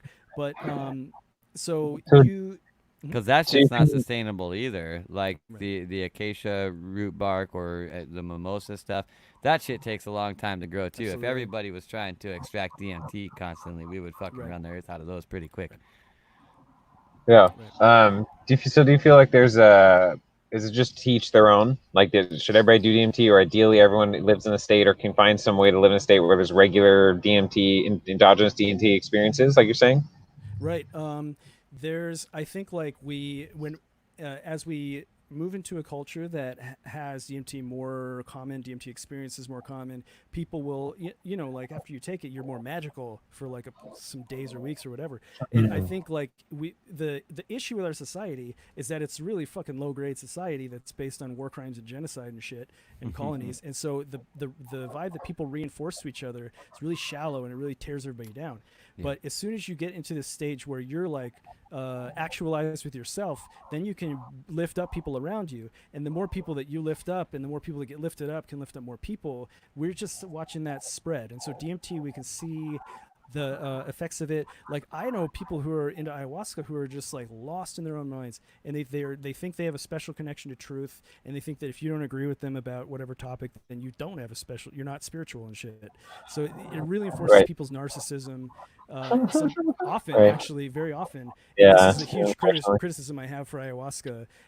You know, I've been to ayahuasca ceremony where they like the dude is going, he's like, oh, there's a lot of dimensional doorways out there. Don't be sure to come back, you know, and it's just like, fuck you, dude. There's all these sensitive people who are now in a vulnerable state, and now they're worried that they might not come back. That's fucking dumb. That's I'm really not glad you cool. see it that way. That's very well Dude, said. yeah, everything matters. When you're tripping, everything matters. Yeah, You know what I man. mean? And Upsetting. dude, absolutely, it is. Really? And Everything. so, people, it's a very abusive culture. Like we all know about like the shamans of ayahuasca who will use it as opportunities to do sexual predatory stuff. It's stories of awful. Yeah, there's a real line of suffering, and this is why I think it's really, really important to burst people out of the culture of ayahuasca, because let people do ayahuasca, but don't make the whole culture about the vine. You can get it from anywhere, and this is where I bring up Syrian rue, because you can get this stuff for $3 at your local Yeah, Persian it's store. got a lot of idolatry inside of it anyway. It's like 100%. people do ayahuasca, and then the next thing they know, they're like, Mom told me to be a good person. And you're like, wait, who? Yeah. And they're like, Mother Ayahuasca. Right. Like, if you start going around that shit, you'll find like some people are deep-ended on the idea that like Mother Ayahuasca is like directly integrated with them, and it's the greatest thing since sliced bread. It's Right. bigger than your God. It's better than your God. Your God's Yeah. wrong in comparison to it. We're actually supposed to do this whole thing. And if you look at it objectively, you go like, dude, you're just worshiping another agenda-based entity. Like you call Yeah. this one this, and it has this agenda, and like, but Yeah. you're really doing the same thing. Because I think like objectively, if you take it through your stomach, a lot of it doesn't actually get into your bloodstream, and so you can end up with like really low dose experiences, even if it's lasting for a long time. When I've done ayahuasca, it's nowhere near as intense as when I actually blast off. Because with DMT, I characterize it like this: there's three experiences. The first one is where you're seeing like the cool patterns, and people will say it's a fractal, or they'll see like a circle with a dot in it. They want to bust through it, or there's a door or a gate, and they want to get to with the other side. They'll see through the pregnant belly, and they want to be born. As McKenna called like the DMT chrysanthemum experience. It is. That's exactly it. My first time I saw a chrysanthemum on the ceiling, it was fucking crazy. But my friend told me about it. I was wondering if it was power of suggestion. Right. So you never know. I mean, you never know. But it was incredibly beautiful nonetheless. But that's the first order of experience. That's not blasting off. And this is where most of the people that I've ever seen do it stop. Yeah. They see it and they're just like, "Oh shit, this is fucking really beautiful. I Yeah. didn't realize this is okay." I was fucking buzzing everywhere. There was so many lights. Like Right. I was overwhelmed. Right. I'm there. I made it home. Totally. And so the second one is when we You actually didn't. blast off and you're there with the entities, right? That's when people will see dudes and like, "Hello, I'm teaching you things. I'm teleporting shit into your mind." And it doesn't have to be a person. It could be like objects. You'll see that impossible object where you can't even really like look at that thing, and it's changing in front of you all the time. So in those states, that's where you more likely let go of your mind, right? Your mind stops off, and the mind that's thinking is like, "Oh, it could be this, could be that," just goes, phew, and you're in this pure realm of experience. And it doesn't mean everything that you see there is true. You still have to be fully skeptical of everything that you see, and they will teach you this. If you do it, they will teach you. Literally, it will teach you Yeah. that it will purposely lie to you to get you to be skeptical of it. It will make a fool out of you. And that's what's happening with all these ayahuasca people who are getting their narcissism burst because they're on a low goddamn grade experience. They're on the first order of experience. And they don't, because the second order of experience also bursts through your humility. So your pride is gone. And so it'll just tell you the shit that you know you need to deal with, but you're not dealing with. Which that your psychological blind spot, that's the most valuable thing that any human being can process. That's like your therapy home right there. So you can learn so much about yourself, and you can let go of all sorts of false identities, have a better way to view yourself after that. So that's it's so valuable, it's so therapeutic, the second order experience. But the third order experience is basically the overdose, and they talk about this in Strassman's book as well, because they inject them and they know like the specific milligrams per kilogram or whatever. So that's the overdose experience, and when you have an overdose experience, it's sort of like your body just fucking like, well, you feel like all your joints are gonna pop out, or you can't move. If you can, you're like jelly type of thing. You and you'll have like the last time it happened to me, I experienced the Christian Pentecost, where the tongues of flame come above Jesus' disciples when they gather after he dies. They gather for the first time In the upper room, by the right. way. That's right, Yep. exactly, right. And so I was sitting up in bed, and I saw that like I was in a room with all these tongues of flame and invisible people, and I felt the tongue of flame burning above my head, the heat on me, and I was just looking at this open eyes. It was almost like it feels like a useless experience because the visual stuff, the visions, that's noise. It's just beautiful. Yeah. It's wonderful, but what you really want out of this stuff is being a better person. That's what people really want out of it. So yeah, that's why I think people need we need to establish a framework where people know they have to get into that second order of experience. They cannot be satisfied with the weak experience. And I mean, it's difficult to get people who are into ayahuasca a lot to agree because they're married to the idea. You know, they're stuck in it. They're 100% positive that they're having a top level experience. How and like is the spirit? You can have a fragile? top level experience. You can have an overdose experience with ayahuasca. I'm not saying that you don't. Right. Oftentimes, you are not. That's exactly. Thank you for characterizing that, because that's a lot more fair. I'm saying it's always this way, but you're like, no, most of the time, like you can definitely blast off all this type of stuff, but I think the proof of the pudding is in the tasting. You know, like if people are going around with this like large narcissistic identity that now they're like the Graham Hancock TED Talk, he's talking about Mama Ayahuasca in that same type of way. You're just like, oh shit, like you had an ayahuasca experience and now you're like a believer, a true believer. Like if you're doing tryptamines and you're a true believer, fucking check yourself. You know what I mean? You didn't get it. Yeah, didn't totally. get it. Couldn't agree more. Totally. You like if you believe you found God inside of the chemical that you engage with, you fucking miss the message. if you found your like I would say that's sort of like my religion, because now the way that I view the cosmos and stuff is really aligned with what DMT experiences bring you. Like Sure. but I'm not like anything that's metaphysical. I'm not going to go tell anybody this is the way it is. Right. You're going to be reincarnated. You need to be kinder to me. Right. Yeah. Right. Like this is like you see this big narcissistic ego that people develop out of it, and like I like big egos, as well. But it's the imbalance of the big ego. They can't be criticized. It's a cult. Anytime you're in a cult, you cannot criticize what you're doing. You can't speak skeptically. You can't say, "Hey, can you just prove it to me?" type of thing. Yeah. And we're talking about a phenomenon where people like experience telepathy and stuff. They have like telepathic moments, and now they're seeing the same thing, and you look at each other, you're like, did you think that? And they're like, red 42. And you're like, oh, this happens all the time, and you don't need to do it on DMT stuff. It happened on LSD type of thing. How do you plug that into physics? We don't have answers for that. How does information move backward in time or through people like this? There's got to be an answer, but we don't have it.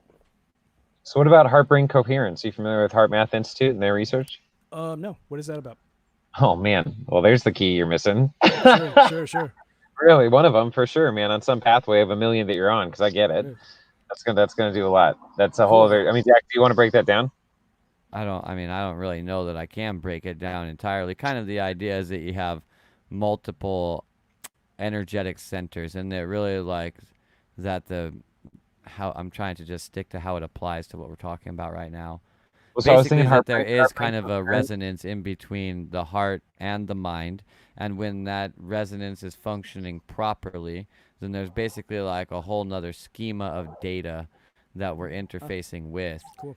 And it kind of goes in line with the idea of having like multiple, the multiple Sure, brains, the absolutely. gut brain and the heart. Yeah. And like if we brought all these into coherence, that's how we'd really be having like the fullness of our experience. Absolutely. Like any of the, sort of chakra centers, there's actually nerve ganglia in there. There's actually Yes, a dense collection of nerves. Yeah. And they're like 7.13 centimeters apart, or I forgot their exact or what they are, exact measurements based on the work of Dan Winter and a bunch of the other stuff too. But it's very, very Have you looked measured. at Dan Winter's stuff much at all?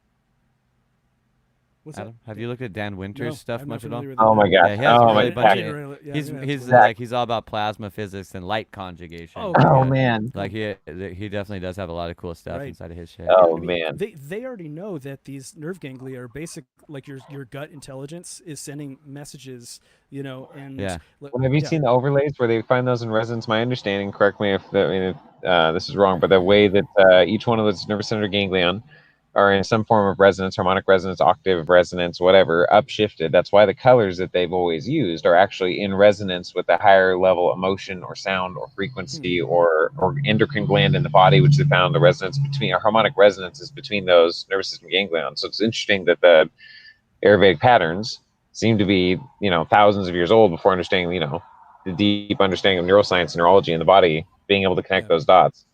Right. And Gerald That's Gerald cool, yeah. Clark, I believe Gerald Clark, who just recently passed away, does a lot of really, really good research.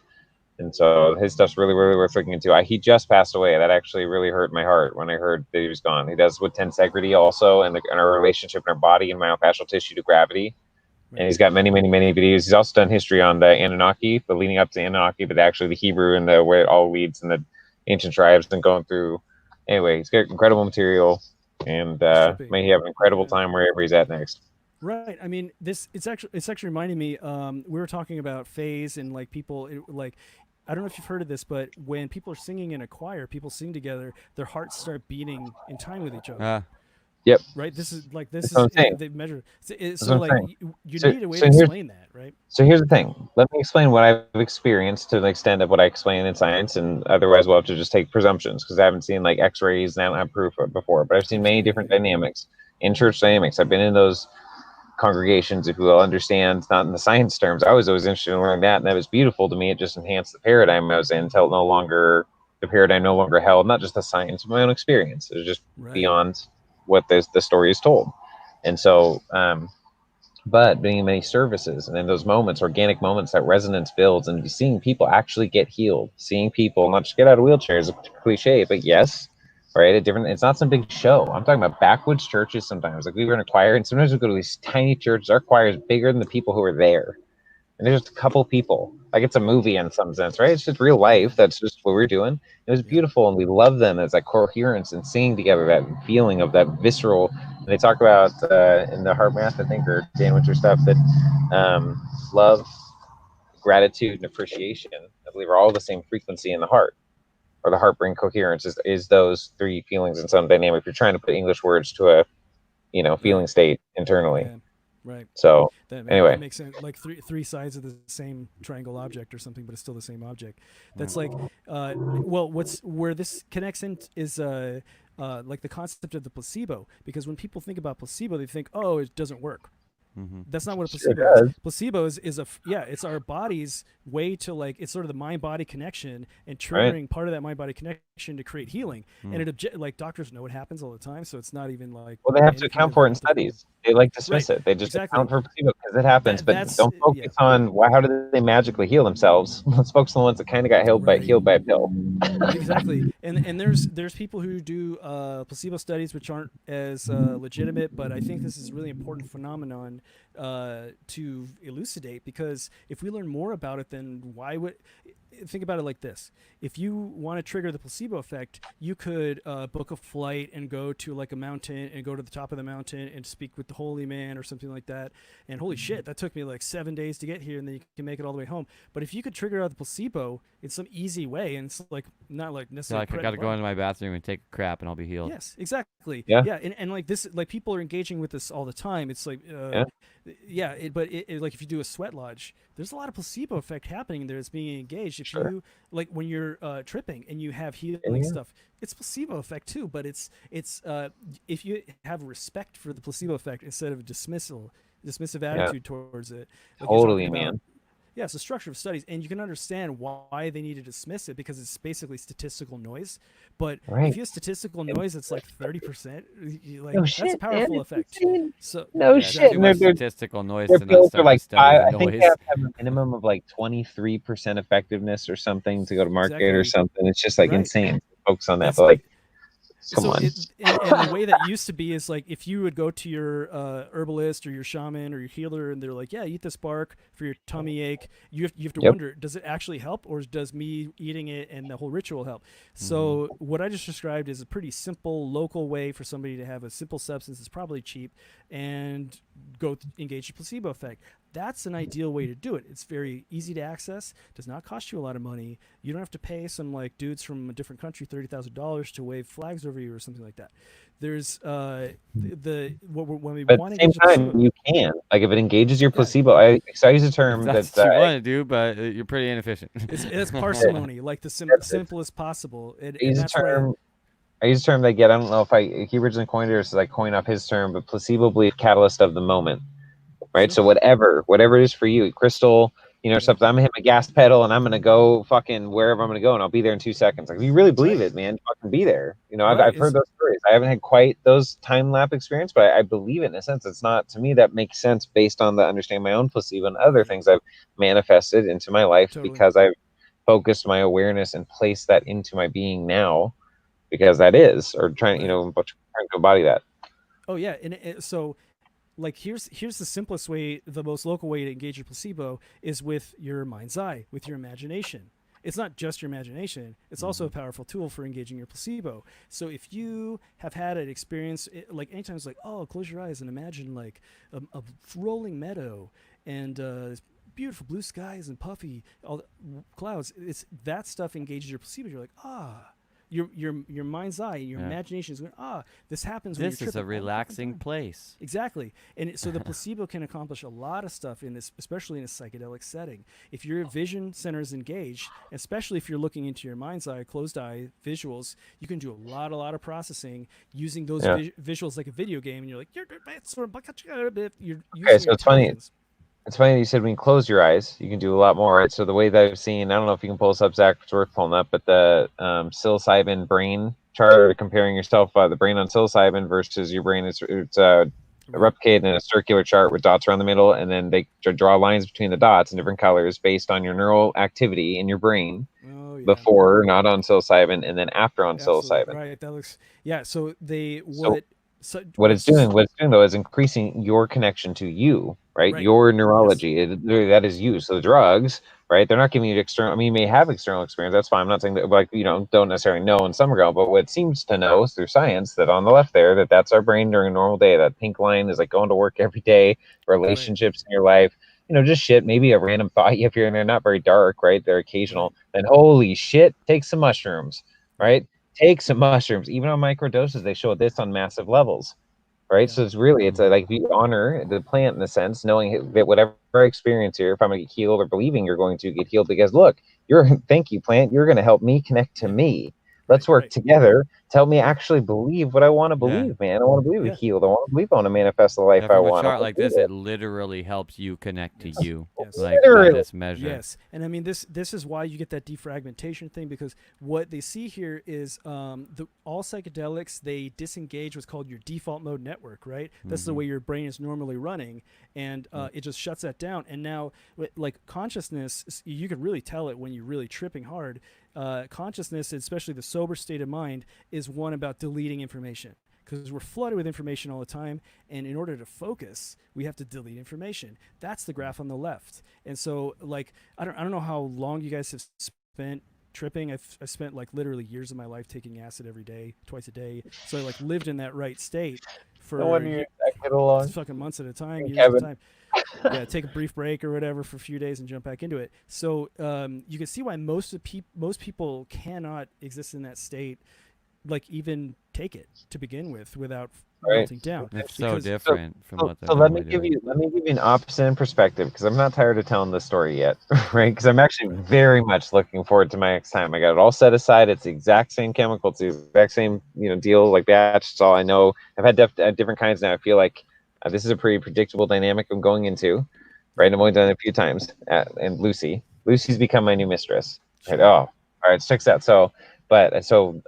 just recently, last my birthday month, had the 2 times it was kicking in, when it was coming on, right, and everything began to get melty, which is actually better said, my sister pointed out, is swirly, Things are Sure. swirly. So Absolutely. instead of melting, people would say melting, and it feels like that. Like my face isn't melting, Right. you know, but it's like Yeah. swirly, right? Right. And that there's something in my entire like myofascial tissue, my nervous system, my being, maybe my soul. I don't even call it my emotions.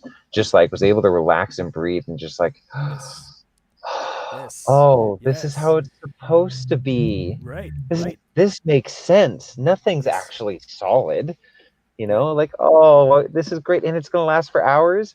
Right. Yay! Yeah, man, it's merely energy condensed to slow vibration. Yeah, like Uh, that's it. And like we were talking about like the tissues, when you're in this state, I'm almost certain that like lymph is flowing through your tissues just better. You know what I mean? Like it's yeah, moving out stuff. And but the second part of it is we know that our muscles are controlled through electrical impulses, right? And so it's not difficult to imagine that muscle tension is sort of like just this constant on signal that's tensing the muscle up. And so if yeah, you're engaging on that level, you're engaging with a like direct to your electrical system, and you're like, you yeah, know, that's like one of my favorite things to do on acid. I mean, if I do DMT, I'll do it and then I'll just breathe and everything goes, all my tension releases and all the yeah. cracking, Okay, you know, and I it's like, noticed that case. So the other night, I just tried a first a dab pen that I got for that right, like literally last night. Yeah, I don't know, 2 nights ago, last night, but yeah. But anyway, when it's coming on, like the first wave is like this just warmth. It's just whoosh, like right through my cells and just everything. Just and it's different. It's not like Percocet or it's not like any. It's just different. It's right, just like it's yes, like relaxing. Like I said, my myofascial tissue of just like letting go, just releasing the right, body level on a little bit, just yeah. physically, like just geez, man. So it's So interesting doing. imagine, right, Go ahead. like there's if this compound, if raising your DMT level basically resets your electrical system, and the electrical system that is in charge of holding tension in certain Mm, areas now gets like presses reset, and so all that stuff like let's go, and you can go there and just like let that out. So there's mm, like if you get a massage while you're tripping, you can go into yeah. such Oh cool yeah. stuff. Yeah. Yeah. The muscle memory type of stuff is way more than muscle memory because like you're talking about the fascial tissues and all that. Yeah. Yeah. Yeah. These are huge parts of our body which we don't even think about. Our Have lymph, you ever you had know. craniosacral therapy Oh yeah, done? definitely. Yeah, and the Oh Rolf man. method, all that stuff. Yeah, the Oh man. triggering from the back I thing. haven't Yeah, done the Rolf yet, but just the craniosacral. I really like to do super tensegrity similar. across Yeah, stuff. yeah. Right, Yeah. yeah, they're pretty similar, and you can like this is also you're when you're doing things like qigong and tai chi, you're supposed to engage that as well. You're supposed to Yeah. contemplate tensegrity. You're supposed to be like feeling your body in a way that the muscles can release and all that. Yeah. Yeah. Yeah. Yeah, that's like a beautiful.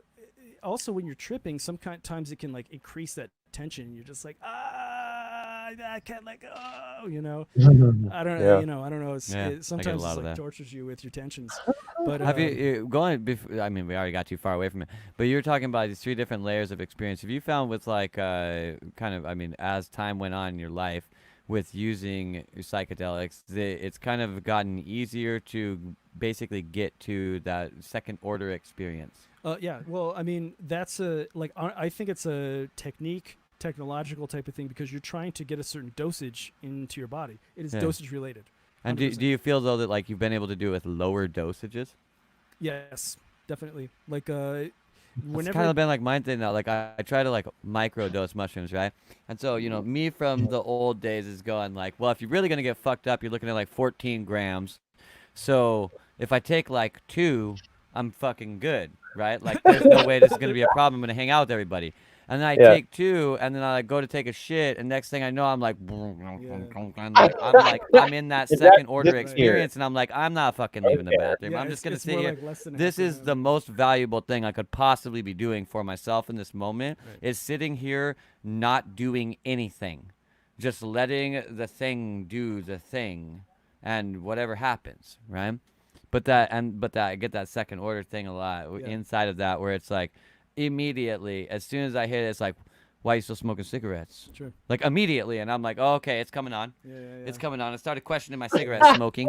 I don't do that sober. Like I smoke a cigarette when I feel like it. Right. But if I eat a psychedelic, it's like before you have any distinguishable feeling of it, I'll catch myself having a thought immediately of like, why you still Wow. smoke cigarettes? And then and my first anytime I do psychedelics, if I have a purge scenario, the first purge completely comes on when I get like overwhelmed with this feeling, and I'm like, fine, fuck it, I'll quit smoking cigarettes. Blah! And then poof, like then I'm in something, you know what I mean? But it is that second order experience. Yeah. So it's really weird to me, just to because it's brought that down to a layer where now like if I take 2 grams, like I'm there, you know, like I have to like micro dose. Right. Otherwise I'm in some kind of experience where I'm like, it would be best if I just go be with myself and like look at me. Right. Yeah. So that's it. It's funny with the purging. Oh yeah. You have purging experiences, Adam? Yeah. On ayahuasca, but actually, I have a question for you, Adam. With all the DMT you've done, yeah, right? Because I've done, and I'll just give you a brief history, trying to condense version that's relevant. Because I'm actually curious for your perspective. cool. Because I think there's layers of it I do understand. There's others I still don't, right? Yeah. So I've had. The I rest mean, of I've your done. life. Well, all right, yeah, fair enough, right? It's not like I completely understand, but there's aspects that I haven't yet seemed to relate to many other people's experiences that are consistent in my own. Okay. Right. So, and what I'm talking about a physiological dynamic here. So I've done DMT over 100 times, probably, and I've done it many different ways with microdose DMT around fires, like tons of different ways, like intentionally engaging those different levels for reasons, different reasons, exploring those dynamics. Right. And so, but there's at least probably getting, I don't know, the six to eight now at this time, where I get to a certain level. It's probably not even necessarily before blast off. I kind of in between whatever that dynamic of just gone. Somewhere in between just that light level, somewhere in and before there, I'll start seizing. Okay. Right, physically seizing for minutes at a time. I'm aware in my consciousness as I'm in my body. I'm fine. I understand what's going on to some level. The way I've related it to myself, to my psychologically, at least past the time, in a way that I'm like functional, right in here. Yeah. Different things. One is always focusing on my breath, like super focusing on every micro moment of in and down. I mean, just all of it, right? And that is something will bring my body, and it'll be freezing cold or seizing all stuff, and bring heat back and bring me back to that stillness, that just internal, just but really focusing on breath. Sometimes that's all I can do. But it's happened different times, and to me, I feel like I'm clearing certain things in my myofascial tissue, certain traumas or dysfunctions or things and different dynamics. And there's also, I always correlates different tensions I had going in, whatever. That doesn't seem to be, anyway, it's more the physiological dynamic. I haven't found any other really connection yet of what that would be. Yeah, in terms of seizing, like, are you talking about like a sort of light seizure? Or are you talking about like your muscles tense up and you're just held in this tension? I mean, full seizing, yeah. So tensed up, but seizing, yeah. Okay, yeah. So there's like most of my experience, there is that kind of thing where I'll be like holding on to. There's like a tension that's being represented in my body, and there can be this kind of thing happening. So like a resistance on my end, not letting something go psychologically or something. I think it's more like your body has a resistance automatically, and there's just like so much shit moving through you that it just feels like that. You know what I mean? Sure, so like if you dump way too much energy through a copper wire, it'll heat up the right. wire. Right. Yeah, no, so that's sort of okay. like That's been my correlation, right? So that's just fine. I mean, psychologically, that's just my body's just doing that. I get, but okay, that energy though, okay. So like, why does that happen so often? Does that happen to other people too? It's not there. I've had beautiful experiences. I've had more intense experiences, consciously engaged. But those ones physiologically are pretty terrible because I'm consciously here. I don't go anywhere. I'm here, and I'm just. It's just because awful. That to me is still qualifying as the first order of experience, and is really just a function of dose. Like you're talking about, if you're talking about a pen, pens are pretty notorious for being difficult to blast off. Well, those are intentionally for micro for me, really. That one's totally different. Gotcha. Totally different. That just happened to be very recent. But like those times have happened have all been hitting off of a quartz coil and having 300, 400, 500 milligrams. I mean, or more. I think we have maybe a gram, I don't know, quite a bit, right? And it goes through a bubbler, and I mean, they're plumes. Right. So it's like gone. there's that definitely works, especially if it's going through the bubbler. Like I've tried that before, and it cools it down a lot. Right, it's not like it's just a straight Right. pipe and your Yeah, lungs yeah. are smacked. But the easiest way, this is why I recommend it to people. The easiest way to actually get the dose that you want is to use the volcano vaporizer. Right, and I hate to tell Okay. people you got to use a specific type of thing, but the reason why it works is because you've got a device with a certain temperature that you're blasting through, and you Yeah. mix the DMT in with sage or any other plant. Sage is really nice, right? So you're Cool. basically Yeah, yeah. vaporizing sage. It covers up that rubber type of flavor. Or are you talking about just the regular kind of commercial coils with the big center and that pops and bubbles as you inhale? No, like you know the volcano Coil? vaporizer is just like it's like I a don't. conical volcano shape, and it's okay. So yeah, it's this conical volcano, and it's got an on button and then a like a fan button to actually blow the air. You have this little Oh, chamber, and you fill the chamber up with sage and then DMT. Usually it's for weed fuck. or something, All right. and then that Yeah, I want to see this chamber shit. connects to a bag. Like, have you ever seen people vaping off of a big old bag, like a turkey bag, oven bag? That's what. Yeah, there it is. Great. All right.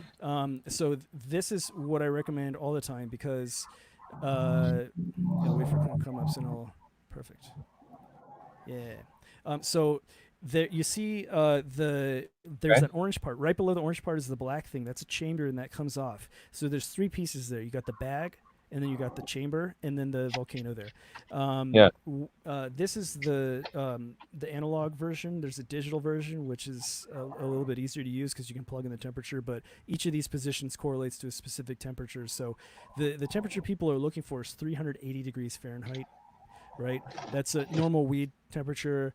But if you look on the internet, they'll tell you to do it like at 420 or something. But the minimum you can, and the best flavors come at 380.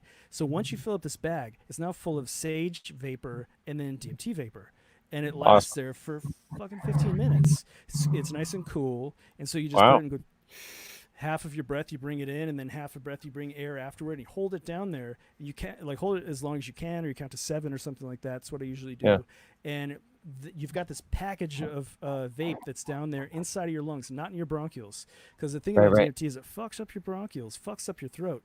You Oh, don't you shit. don't want to cough that shit out. So you want it only to go to your lungs. So if you vape half your breath and then half breath air afterward, you escort it all down to the. So then you hold it there for so Genius. long, and All right. as long as it's down there, that's when the clock is ticking, right? And so you breathe it out, and the clock's there, and then you take another vape, and then you start ticking again until you hit that second order thing. It's Gotcha. like if you want to do it, if you really want to break through, and this is part of like oftentimes we think we want to do it, and we go there, we don't. Yeah. know? Yeah, yeah. We hold back. I'm open And to so that this, shit for sure. Yeah, yeah. 100, yeah, and I don't I like. don't care how many I've had. I'm open to that shit. I've sold to so much shit, man. Really, Yeah, I have no idea. Right, it's a proper mystery. I mean, there's but as if you really want to do it, then this is the easiest way to do it, other than like injecting it or something Okay, so like check that. this out. Now Zach's got one hell of a fucking way. Zach, tell him about your way. And Joseph Dietz says, Zach, what up, Well, Joseph? Why it's don't you it? get I mean, it's deal with literally that? just like taking a dab out of a banger. I mean, it's the same thing. Yep, there. Yeah, Boom. There's- that's it's Next time I'm like down. Or maybe It, sooner. it definitely always does the trick. Does the trick quickly. The whole bronchial thing you're talking about, though, like if it fucking does not feel good, right. you're gonna cough. Yeah, that's the Oh, yeah, each of these is a different technology, That's a good right? trick. And so this whole thing about sage vapor, it's sort of like brown sugar tasting. It's very nice taste. So it's very aesthetic Yeah, nice. Did you experience, do that with right? dab? Sorry. Did you do that with dab? Just mix it in? Could you do that for like a dab? I don't Mix it think in so. that way? Well, Or mix it maybe in? No. maybe a cold temp dab, but you'd No. have a trouble with it. Probably not. And Okay. ultimately, what is easy about this is that the bag it lasts for 10 to 15 minutes before it starts to disperse, right? And so you have a long time limit. You don't have to just like rush this hit and get it all in. You can just take your time with it. But if you take too long, then you start getting into the zone and you stop being interested in taking the hit.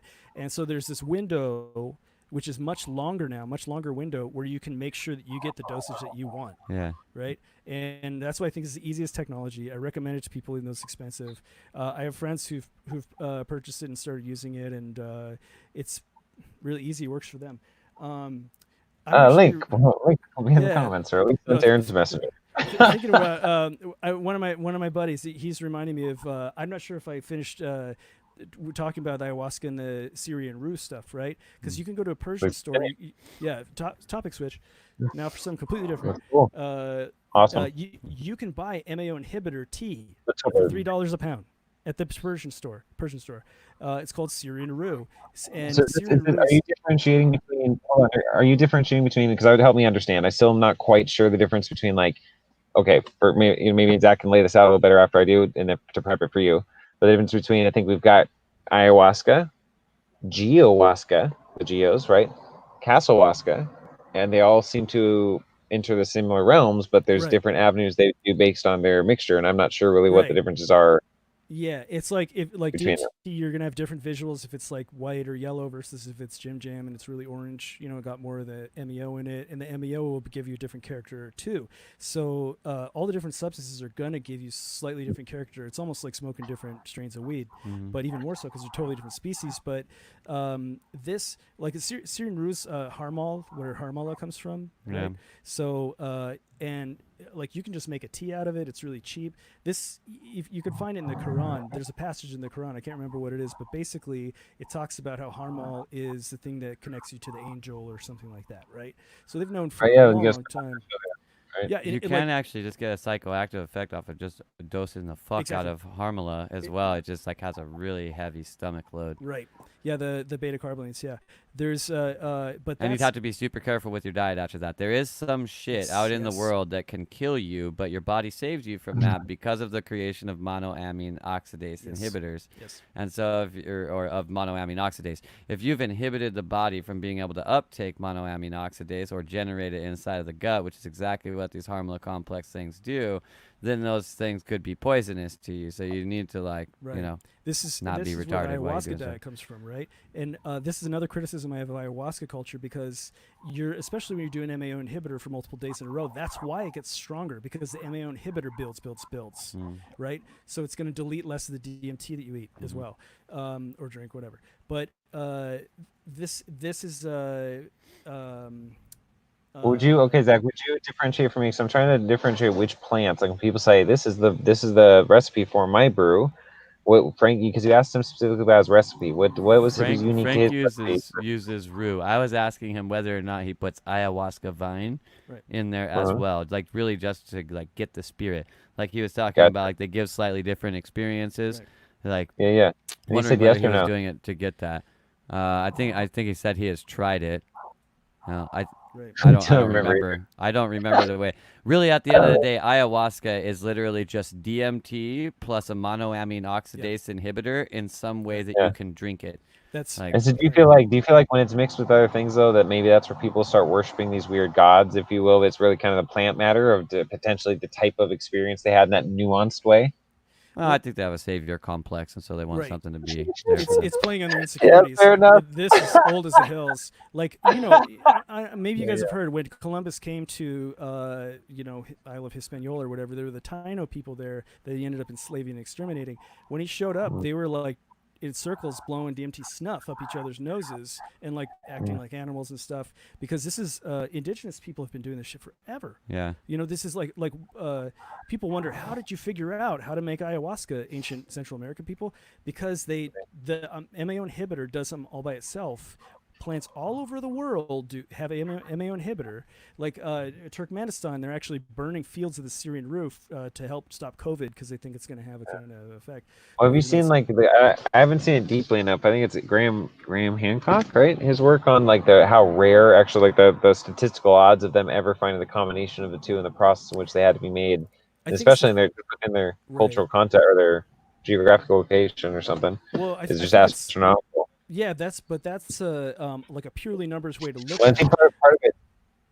Oh, go ahead. Sorry, please continue. Well, it's a purely numbers way to look at it. Like if I say, okay, there's 1,000 species in my area, what's the likelihood of me discovering this one species, 1 out of 1,000? There's all these different extenuating circumstances, like how do they encounter this vine? Would it make sense to grab this vine and just crunch it up, put it in boiling water, and drink it, and then you feel fucked up? Right? That's what happened. That's what happened. People just I mean, we have to recognize too that they also know that it's a really strong antibacterial, and they don't only use it for ayahuasca, or for this psychedelic effect. They do use it for other things. They have fucking 7 uses for like every fucking plant in the Amazon. And nevertheless, there's probably like you could conceptualize somebody gets fucking sick at some point in time. They're giving them basically some kind of plants as a diet that's supposed to heal them. They're also giving them this as an antibacterial. Eventually, it builds to a point. They have some kind of experience. It's fucking 4,000 years ago. There ain't no TV or anything or video games. So you're like, well, let's figure out what the fuck happened. Right. Because what you're saying happened sounds pretty crazy. Yeah. What have we given you? All you had eaten was fucking bananas and this and this and this and this and you just start like pulling makes shit sense. away and being Yeah. like, I'm gonna try these. Yeah. Well, that's it. That's basically it. It's the same thing. The same reason as why we know certain berries are poisonous, because we've had just like untold generations of people, and somebody tried it and they figured it out, and Yeah. then people keep trying it throughout and they know it's poisonous. You know, So you know what's crazy, Adam? Did you know, because you might find this exceptionally fascinating, or maybe you understand it, but oh, yeah, suit, awesome. This is going to be great to ask you. Okay, so my own empirical evidence, bro. So I've got, I mean, to the extent that I've, been able to measure, there's a lot of variables that sure I haven't accounted for, maybe help, find some more logical reasons. Let's talk about Zach, and I don't really know if we were able to progress the thought much, because it's just interesting. So moonlight is measurably colder than the moon shade. How is that possible? what do you mean the moon shade? Oh, like where the moonlight lands is colder than where that is. Because you can actually, you can cool things down with lasers. You can actually have a negative temperature with lasers. Okay, sure. So there's like I don't know if this is an answer, but that's an idea, because that's an example of light that it changes temperature, right? Okay, what in would a cause it? negative What way. would cause it in the way that I would understand physics as we know it, or astrophysics or whatever, is that the sun is emitting heat and light, right? That's a heat we feel during the day from the sun, which seems empirically true, right? It's fucking hotter in the midday sun out in the middle sun. Fucking when I was down there in Riverside, Jesus, than it is here. So like that seems to be true. And then so that the moon reflects that light, therefore it's still a warming light. It's just less of it, a tenth, a hundredth, a thousandth. But it's still warming light, so that Yeah. the actual light that's it projecting should be warmer than an object blocking that light. Would be cooler, Sure. but it's not. The moonlight is colder. That's crazy, because like that's Right. I mean I gotta look that up, because that's crazy. That's like I did it. You can look it up that's on fucking YouTube. It's awesome. all conspiracy No, theorists. that's Like, fuck, awesome. let's measure it, man. Like, No, I mean, that's it's like, great. fuck. I've done it a few times, so didn't think about that's this. cool. Lunar waves versus solar rays, if you were photons versus waves or compression, or like, and if I don't know if it's Farmer's Almanac or back in the day, or like, there's a lot of plants and shit that you can only sow in moonlight, like full moonlight, or they will only sprout or only seed in full moonlight and shit. I think that's like the Rudolf Steiner type of stuff, the biodynamics, and that's not true necessarily. Like there's like you can like I'd be glad to be proven wrong about it. I'm sure that would not surprise me if stuff only would, but I'm familiar with that, and that people planting by moonlight. I knew a farmer out here in Riverside who did that, but that's biodynamic. They do, like, that's big in Napa. It's like the vortex water type of thing. Like what's interesting, if you're trying to analyze the light that comes from the moonlight, it's sort of like if you have a light and you've got a gel, and it's like a filter of sunglasses or something, and then the light is different after it goes through. So your spectrum of light that's coming off of the moon is going to be different in this particular type of way. It's probably going to reduce the infrared a whole lot than the direct, Sure. So you're probably going to get a lot more of the visible light, less of the ultraviolet, less of the infrared, much more of the visible light. And also very, very in layman's terms, still would be conveyed as less heat. yes, because the infrared is the main transmitter of the heat. Light can definitely transmit heat as well, but that's just energy. But heat itself is transmitted across the infrared as a carrier wave type of thing. So radiated. Right, exactly. And it's I would, like, almost for sure, you could almost I don't know for sure, but you can guess that the light that comes off of a moon is going to have much less of the infrared. But why would it make it colder? That's why I wonder about the laser thing, because maybe there's some like photon interaction that's actually I'm shocked that you said that. That was the first thing out of your mouth. I'm like, what? I know. When I found out, I'm just like, what? What? Okay, Negative temperature, like I don't, but it's cooling lasers. It's crazy. They use it in all sorts of excellent scientific applications, and so I wouldn't be surprised if there's some kind of interaction on that level. But that's I'd be show you. I know we played on some past video, but I'll just try to remember to send you a link. But it's like a 12-minute video. These guys, kind of a newer more to the culture, kind of nerdy, doing their thing, but talking about kind of taboo subjects and doing a pretty good job as semi-journalist, whatever. This interesting shit. But when they put together a video about the moon, interesting facts about the moon. I think we watched it on the show, went through different evidences and things, and one of them, like the moon rings like a bell. They measure that when it took off, that it rings like a hollow sphere. The craters on there, based on the impact size and all this stuff, they should be like hundreds of miles deeper than they are, and it's like They're that was actually here. really fucking shallow. Right, Like insanely for the shallow. width of them, their Yeah, that's what shallowness they're is saying. really Like, it's not, 'cause ridiculous. it makes no sense, and they have all these Yeah, it scientific should be like quotes. hundreds of miles deep, and they're like It's not even a mile deep or something like so that. Like, it it's just crazy. leaves you go like, well, what do you think about it? It's interesting, who knows? But it's just, my What point is is the now based on moon? what we're saying. Yeah, so like maybe there's some kind of it. So here's what's interesting for me, which gives me a placebo belief catalyst or an intuitive awareness that I feel like there are things here to be valued, even though I haven't pieced together quite what they are in the physics term or what the reality is. But I have measured cold light coming from the moon, and when the ancient texts say the sun gave off its light, and the moon, when you look at the actual way it's parsed, gave off its light, Yeah, it totally distinguishes. separate. It's very specific, and that when I remember going through a text, I was like, that I didn't know why, but I'm like, that matters. That's Well, they've interesting. also like separated them as the two light sources. You go back into like esotericism, there's been like the sun and the moon thing, but like would they consider them at actually like the equal level if they were perceiving it as the idea that like the sun casts its light, that hits the earth and it hits the moon, and so sometimes the moon is illuminated, right? Right. Wouldn't they then kind of consider like the earth and the moon to be on an equal level with the sun on some kind of level like above it, casting its light Like upon them? Well, what's whenever like interesting is it says one more dynamic on that, just in the text, and then please do. But it says that the moon, because it was punished for some reason, whatever, was diminished to 1/7 the light of the sun. So alchemically, that's a specific number. I don't know physics, literal physics, that's going to translate, but that's an interesting dynamic. Sure. Right. Yeah. I mean, the most simple explanation would be because when we're talking about ancient people, they're looking more like the Ptolemaic version, like the spheres, and the moon would be on a sphere, and then the sun, and then there's the planets, the traveler type of thing. So I think from that perspective, they're not looking at it like the light or the sun is a light source that is reflecting off of the planets, and that like our ability to see Mars is because of the sun. Yeah. I think if they thought about Mars, they probably think Mars is giving us red light, like it's a red light Sure. bulb, basically. Yeah.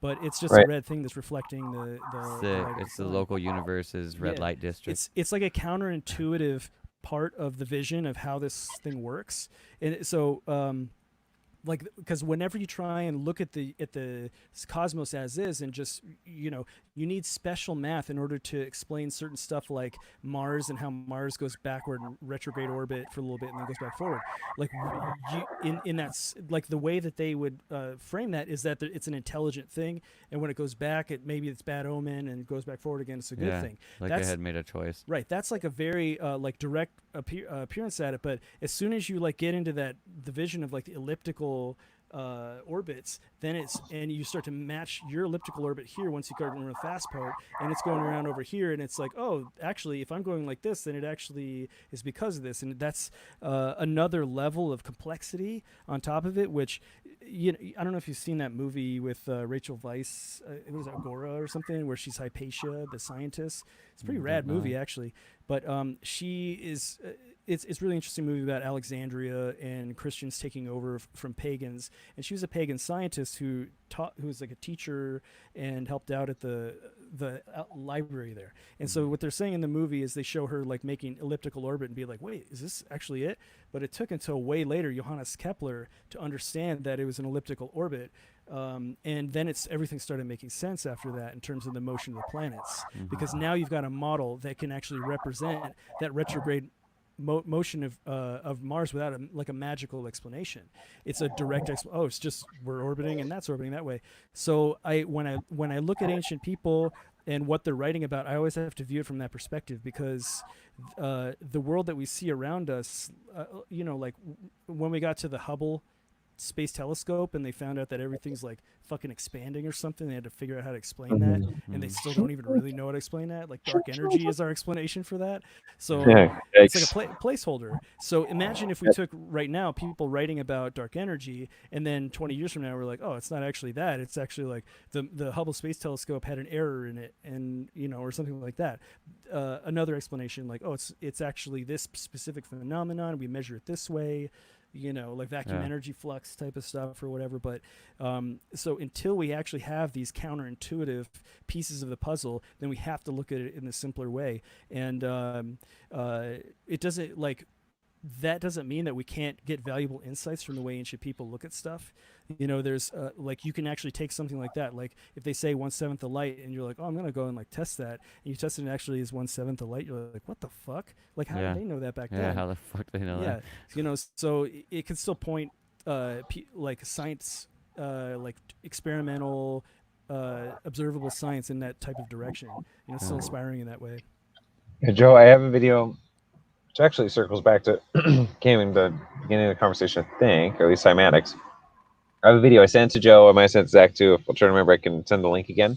It's a video I took from my Samsung S7. It was the first year they had manual options on the photos, so I could adjust the all the different settings, like on a DSLR or whatever. So I was able to the aperture and all the frame rate, all that shit. And so I used that, zoomed in the full zoom through a 70 millimeter, I think 70 by 70, whatever, the astronomy like binoculars, and zoomed in through those at different stars and shit. And I've got recordings of it and it looks like those orbs, like a cymatic orb, like a flat disc, like on the Borg ships, the recharge stations, kind of the cheesy ass, plasma disc. Yeah, dude, I'm telling you, man, like serious. You see the flash, like if you look at it twinkling, like at least at certain nights, or I don't know what times of the year maybe.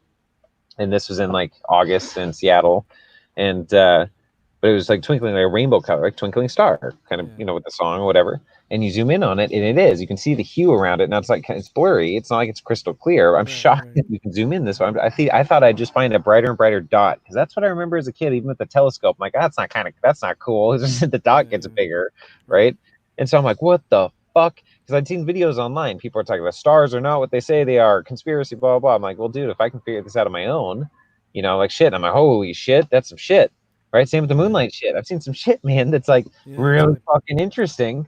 And it's fucking cool. And you can see the lights around it. It's buzzed out, or it's blurred out a bit, but it's all the flashing colors. You see all the different colors, and then you see the different arcs make different shapes at times, and cloud kind of, and like it's crazy. That's rad. Well, I mean, when they look at the spectrum analysis, so they take a star or a planet, and they're like, oh yeah, it's fucking 1.5% nickel, and you're like, what the hell? They pull out the spectrum, and it's like, oh yeah, this nickel shows up like this. It's like they're just doing it from the same exact thing. They're taking a tool and they're looking at the same exact thing to find out all this freaking type of stuff. Ultimately, you won't know until you get there, but like they're using that based on what we see here. If you do like that same spectral analysis of a flame, you can tell what's in the flame, and you add like sulfur to it, and it changes the spectrum like this. So they took those results and they match it out there. If there's a gap between those results, then we would find out when we actually went to these stars and scooped a little bit up, and scooped up a bit of that star, brought it back, ran it through the lab. Put it in the blender. Well, are you familiar with the electric universe theory? No, the what universe? Electric universe theory. Universe. Oh yeah. Well, yeah. I've read a lot about it. We know that the sun is an electric phenomenon. It's extremely electromagnetic. Both electric fields, magnetic fields. Nothing's happening without that. The Earth is an electromagnetic thing. It's a dynamo. That's the idea. Is a spinning core inside liquid core. It's a magnetic field to make it so we can exist. Yeah. So I mean, there's there's electricity on these titanic levels. And yet we can take electricity and like wire it around a thing and make a spinning fan or like an electric car or something like that. Right. It's fucking crazy. Like crazy. Like why is it there to do this and make? It's interesting. It made me think of like why we talk about the Earth having infinite ions, right? Infinite negative ions or electrons or whatever. And that's why I can take up all the static charge and whatever. So like with an electrical system since '92. I think it was technically illegal, but it was only enforceable by the telecom companies or something who weren't going to enforce it or something. And it's never been enforced. But where they were supposed to run, like in Europe, an additional neutral return wire Instead, they started bonding back in your panels. So most people's panels, like modern day panels, and I don't know the years, but I've seen it in the home I was in. It was 2011, and I've seen it. I kind of check when I'm like I hang out in people's garage or something, and they show me electrical, and they just kind of like if I can look behind and check. It's a house I've never seen. I'm curious because there's so many that are bonded the neutral to the ground at your house panel. Oh, It's not going into the ground. that's right. That's well, that's because this is awesome shit that I was able to learn because I got all into Good. Tesla. But I was really, really interested because we're talking about like an electrical ground and the physical earth ground, and they're basically Do two it. different phenomena. And you just nailed it right there. You just nailed the difference. And this is actually comes into because Earth, yeah, it's a static, it's a charge absorber because it's like the uh, uh, it's the place where the charges will tend to go, and it's Yeah. not necessarily infinite, but because Earth is so big that it's always going to be where it wants to go because Okay, it can't go so up. check this You out. know. So check this out. Because they bond them. Now that's the work of Graham and Stetzer. That the Graham Stetzer, Zach has them under his desk right now. He's got the 3 or 4 wall warts that are plugged in. There's in Graham Stetzer on them. He's an There's electrician actually from some Wyoming. plugged in over there. What's that? Literally just right here. There's Oh, one that's what it plugged is? in. Oh, okay. Yeah. Oh yeah, they're Okay. So listen. So right. listen. So Graham Stetzer filters. Are you familiar with their work?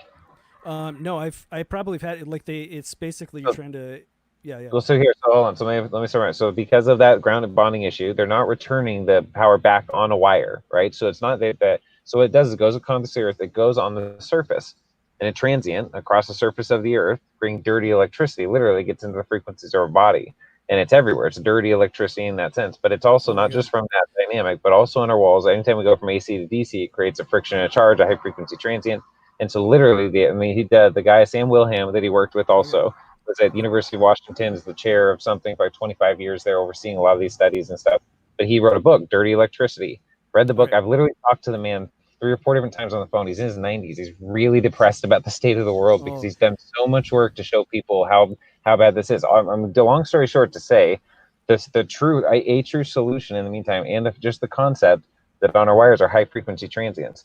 That right. dynamic relating to everything else we're talking about, but those wall warts literally cancel out the high frequency transient. It brings it back to Okay. more of a pure sine wave energy. So it's literally more cleaned energy. It's a real Right. thing.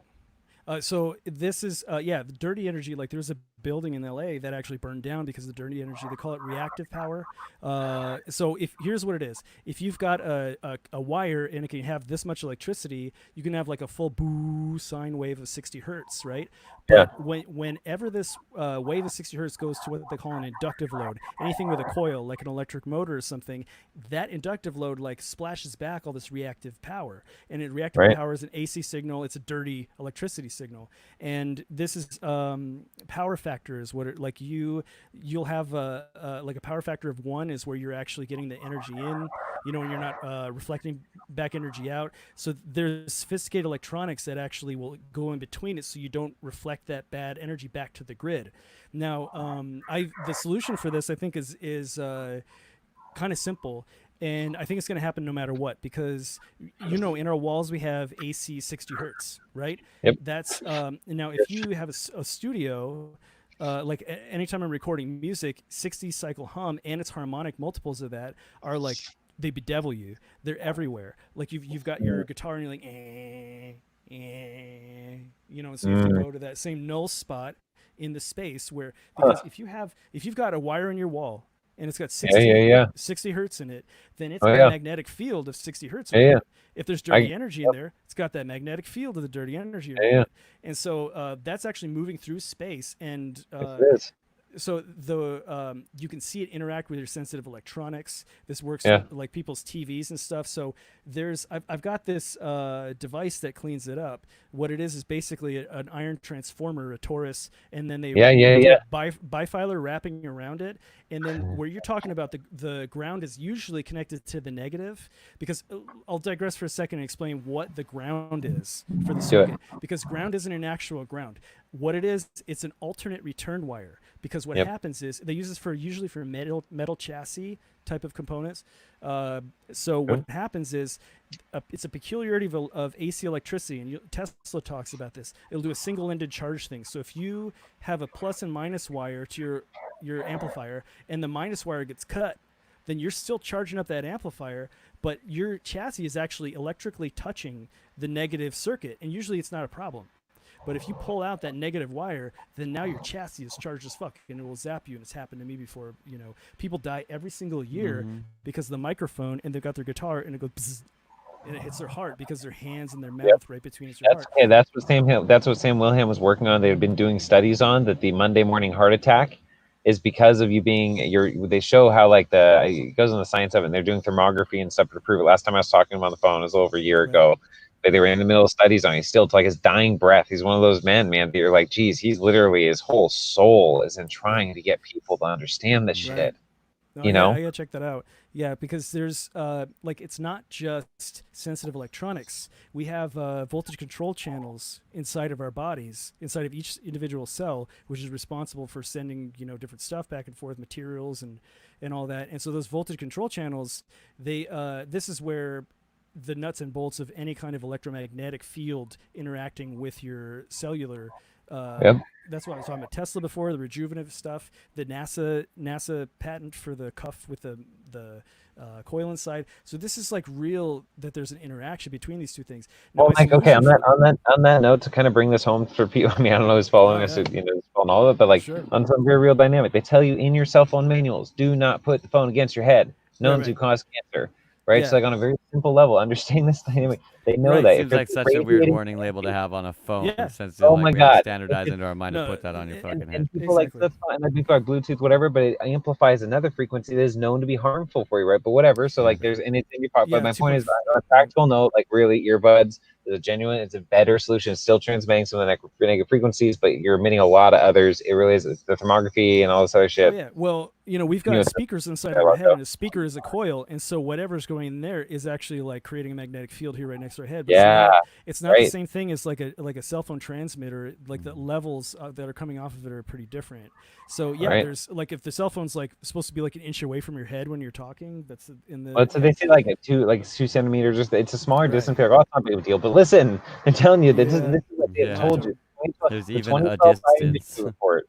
The 2012 Bioinitiative report done in like Sweden with multiple like thousands of doctors and studies and researchers a bunch of them reviewed 1,000 studies of all the telecom studies and everything on all the data they did have where they ended up saying it was safe, and these are the safe legal limits. Long story short, they're 1,000 times too small, 1,000 times too small to even be considered safe. Right, so this is you don't hear about this too much in mainstream. It's very 2012 Bioinitiative report. Like it's a beautiful report, and they break it down. Here's actual safe things, and here's real practical ways like you can change your life. Because in other countries like Sweden, and France, I think they took Wi-Fi out of elementary schools because of these studies. You know. Yeah, I mean, there's like it's definitely so that's when we're talking about transmitters, those are really, really powerful sources of it, like a deck phone. You know what I mean? They do. Actually, okay. On that note, do you feel like Tesla's idea, had it worked, would this be a kink he wasn't aware of? That let's say it worked and everybody started getting crazy cancer. Do you think that could have happened, or is it different? He didn't have access to gigahertz frequencies, right? I don't even think he had access to megahertz frequencies, so he wouldn't have had ability to test that. I mean, they're testing X-rays back in those days, but that's not what he was working with. So I don't know if he had a direct experience about it, but what were the frequencies he was working with? Do you know? Like into the kilohertz, tens of kilohertz, hundreds of kilohertz, I think is the maximum he could go. I don't know if he could do 1 megahertz at the time, because he was using like the rotary spark gap generator to generate that signal. Okay, I've seen that one. Spark, and there's only so fast you make that thing go. Now we use like a transistor switching to create that same effect. But so there's like, in terms of the stuff in your wall, if you have more power moving through your amplifier or something, but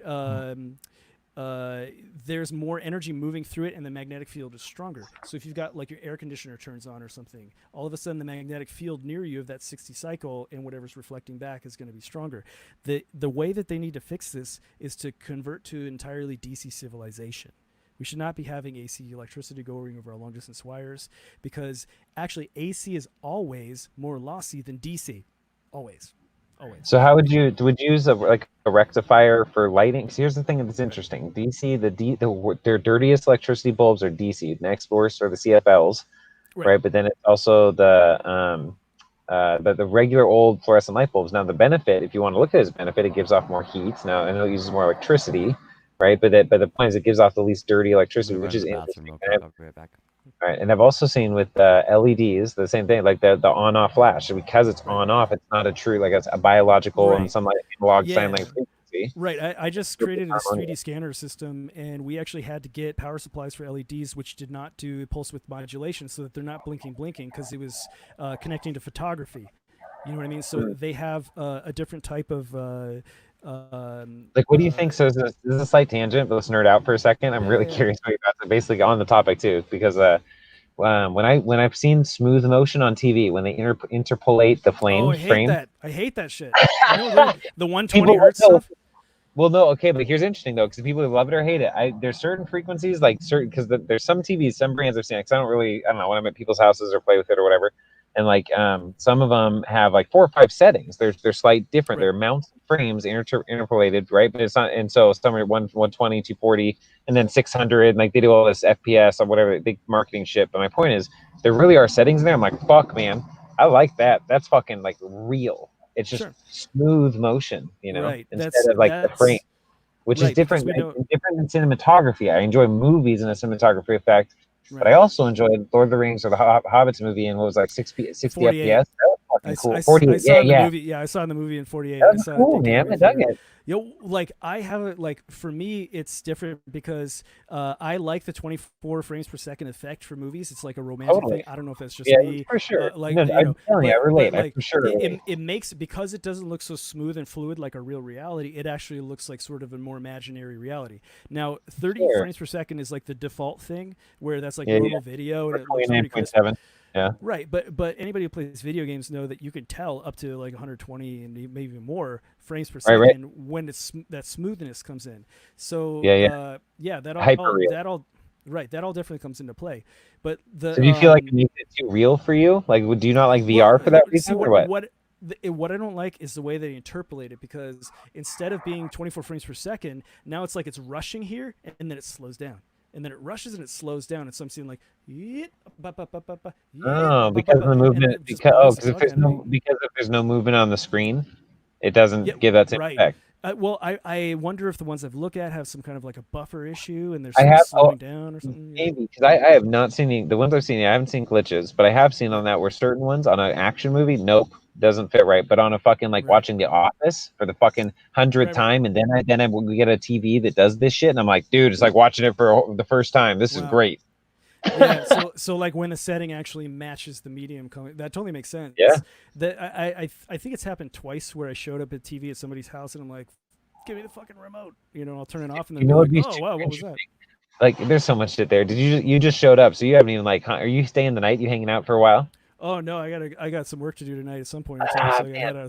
I got an hour All right. drive ahead of me. There's But so much shit Zach's got to show you because we got oh some yeah, like 4K fractals on that screen. They're doing some oh hell crazy ass yeah, shit. We've been on the show several times. Like we found them with some D&B. You got to stay for at least 2 minutes, at least for my cool. sake. Stay for Oh two yeah, minutes after the show at oh least, yeah, so you can oh cool. let him sit in those chairs and let him play some There we music go. and some fractals for you. And have him put the glasses Cool. on. Zach's not listening. Jen, Glasses. you remind him. Have him put Yeah, the yeah, glasses yeah. on.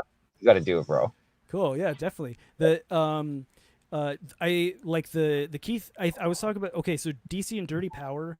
That's just a function of shitty electronics, right? You Mm. can design electronics to actually like nullify that stuff, and that's what you have to do if you're designing like high-end microphone preamps or that type of Mm. thing. You can't have shitty electronics, or else it'll induce a terrible buzz, right? Yeah. So, and yeah, the DC to DC converters, they're pulse width modulators, and they chop it, and the frequency that they chop it at is at 20 kilohertz or whatever. That's going to create, waves coming out of Right. it. So, So everything. maybe if you could bring it all around again. Maybe if you could create some kind of standing wave, right, to actually cancel This is out those this is high exactly it. frequency dynamics, then it becomes a beneficial technology or healing, or at least not detrimental to the biology. Right. This is where you can create like the bifilar thing, and instead of hooking up the negative to the Yeah. ground, Yeah. you put the ground at the center tap. Because you've got like two going Right. Right. through, and then you've got two coils which are wound around each other, and you Okay. put these guys together, and then you put plus and minus at the ends. Right here Yeah. where Yeah. they're together, that's where you put the ground instead of here at the negative. You see what I'm I saying? love the way you did that, but my brain is not making the connection until I see some Oh images. man, But no, that'll be yeah, cool. it's Is that do you have to do that? Where do you do that? At your panel, or can you do that anywhere you have access? Just to you probably like you can your do anywhere where you're winding a coil. right? Is it a Okay. guitar pickup? Like people making guitar pickups have not made balanced pickups yet, but this is in there to like clean up electricity, right? Clean up Yeah. AC electricity because it'll Right. actually Right. reject the noise that it picks up along. It's a long Oh, wire I'm and it'll with pick you up on a the lot of site. noise. You sold me on the Right. dynamic of it. Oh yeah, I'm just that's like, that I destructive want to. interference.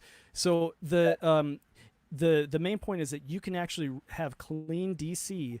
High Yep. voltage Yep. DC is way better running along long distances than any Right. frequency of AC, and we have had the technology since the 70s. It's called thyristors, a certain type of semiconductor. Oh, wait, so hold on, just to clarify, you said, because my understanding, one of the problems with DC is it cannot be transmitted without loss over long distances. You're saying that's not true? That's wrong. That's not true because Please tell me. Please tell here we everyone. go. Please tell us. So if you're looking at DC and AC of let's say AC at 60 hertz, right? Yeah. And then DC, and they're both the same voltage. This is where it has to happen. They Yeah. say they're both like 100 kilovolts or something like that. Yeah, at the receiver and when the transistor, transmitter. Right. Okay. When you calculate the resistance for DC, you calculate DC resistance times that length of that line, right? Okay. Yep. And that's going to give you how much you lose over that length. Now, when Correct. you do this with AC, you have to calculate the DC resistance over that line plus what's called reactance. That's like the special AC resistance, which is resistance only to that frequency. So reactance changes as you go, it raises as you go higher in frequency. So there's more resistance, reactance to the higher frequency stuff. So that's why anytime you have AC, you have the DC resistance plus its own resistance, which always makes it more than DC. So if it's for the same voltage, DC is always gonna So wait, are you saying then basically if you put the same distance wires, transmitters, whatever, AC and DC side by side for 1,000 miles, there would be the same amount of? Well, actually, AC would always have more loss, always. DC. Yeah, and you can actually do that. You can send You can send those both over the same wire. AC and DC can coexist on a wire. That's how guitar amplifiers work. It's fucking awesome, dude. So these high frequency transients, if you're adding a layer here that I didn't connect, if this is the case. So when I'm talking about these high frequency transients, which I know the science on that shit pretty fucking well, and eventually, if I ever get my hands on the $5,000 tool to prove it or show it, it's fucking really cool to show anywhere and everywhere where like the frequencies are and how that. I mean, now you have a YouTube video. Like I don't know why I need that tool, but like. They show where like you put in different bulbs and whatever. 5Gs. Give them a link. No shit, man. I don't even fucking know. It's cool, but somebody has them. Like, oh, I know what that is. Can I play with that? They show the sine waves. So the high frequency transients, though, again, going from DC to AC, any of those converters, those wall warts we have for a lot of our. And I was with Zach when I had the meter there. Now they converted it down to numbers, like layman's term numbers, and it peaked out at over 2,000 or no 8,000 or whatever the highest is. But you're supposed to be within 50 or less is safe for biological life, a clean enough sine wave, right? Totally. And so I think we got Zach's station down to like right around 50 or between 50 and 35, depending on what's running or whatever. So like, which is cool because that's where the most electronics were. Because another empirical evidence story they have that my ex-partner's grandfather, when he passed away from cancer that came out very quick, it was non-small cell lung cancer, I believe, that he had a tumor the size of his cell phone where he kept it in his chest pocket. That literally was like just the parameter of where his cell phone was, where those tumors were, right? So like there's a lot of shit, man, that you see with this dynamics real. So my point is that DC that's also is the high frequency transient DC transients on that AC line.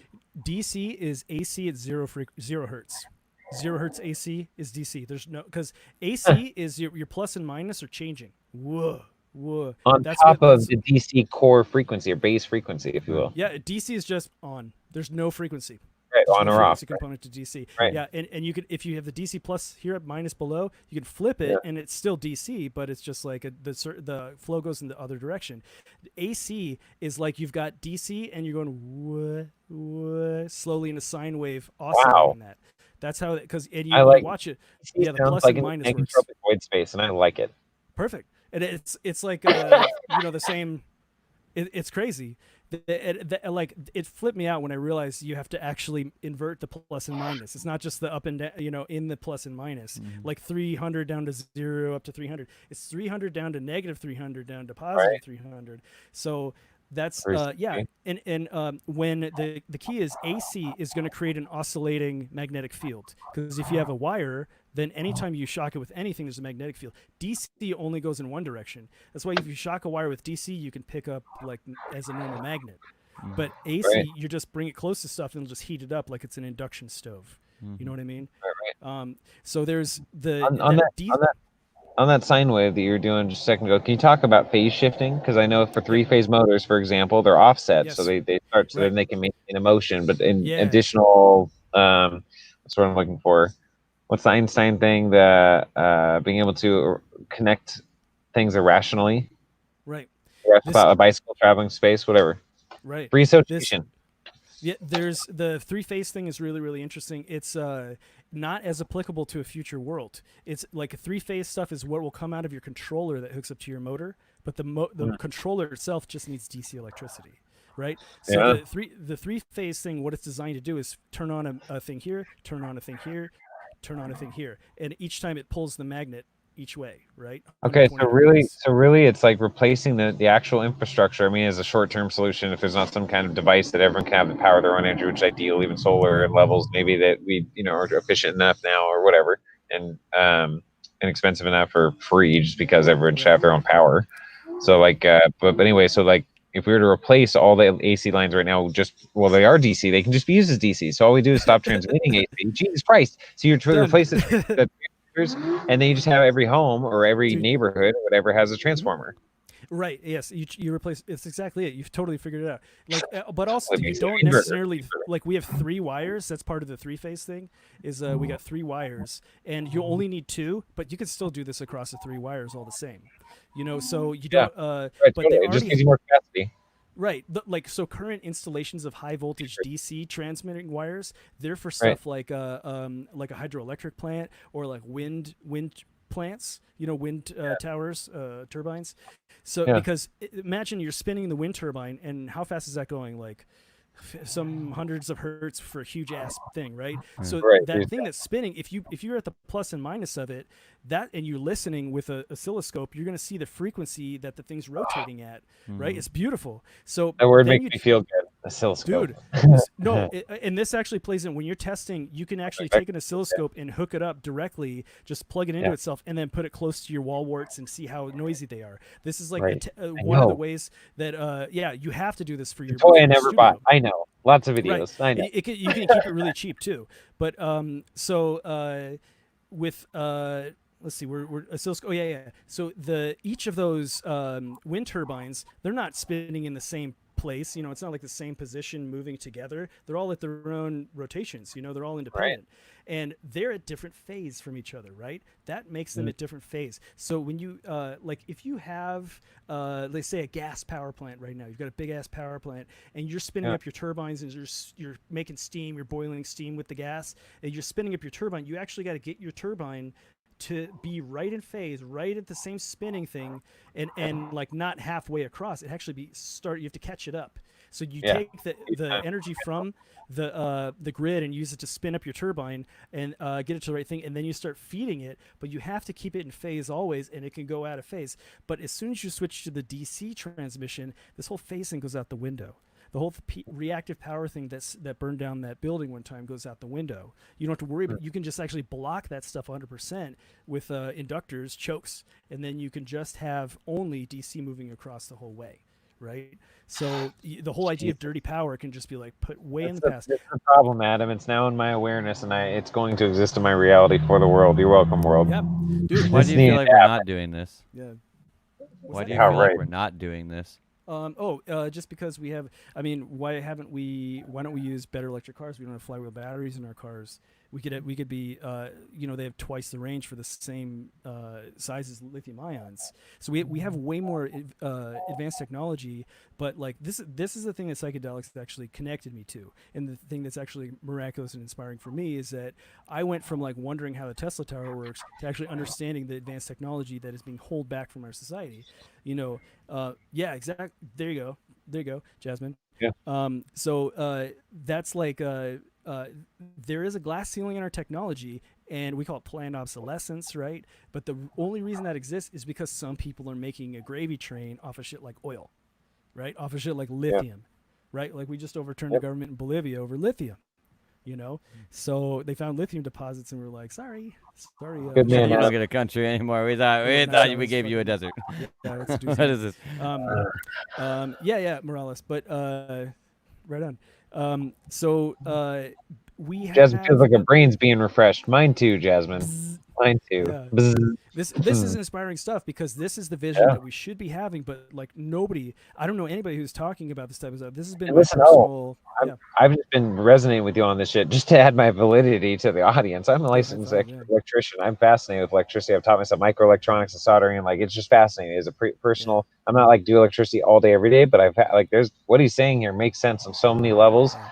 So Yeah. like it's yes. Well, because we're in the midst of the electric revolution, right? It's sort of part of the industrial revolution, and it's like we get rid of stuff like burning candles and burning oil to make stuff happen, and everything is going just using pure electric technology. That's why that flywheel battery is so great. There's they call it electromechanical battery. There's Lawrence Livermore Labs has a great video on YouTube about it with this nerdy dude who's explaining how fucking awesome this flywheel battery is, and they've already figured it out.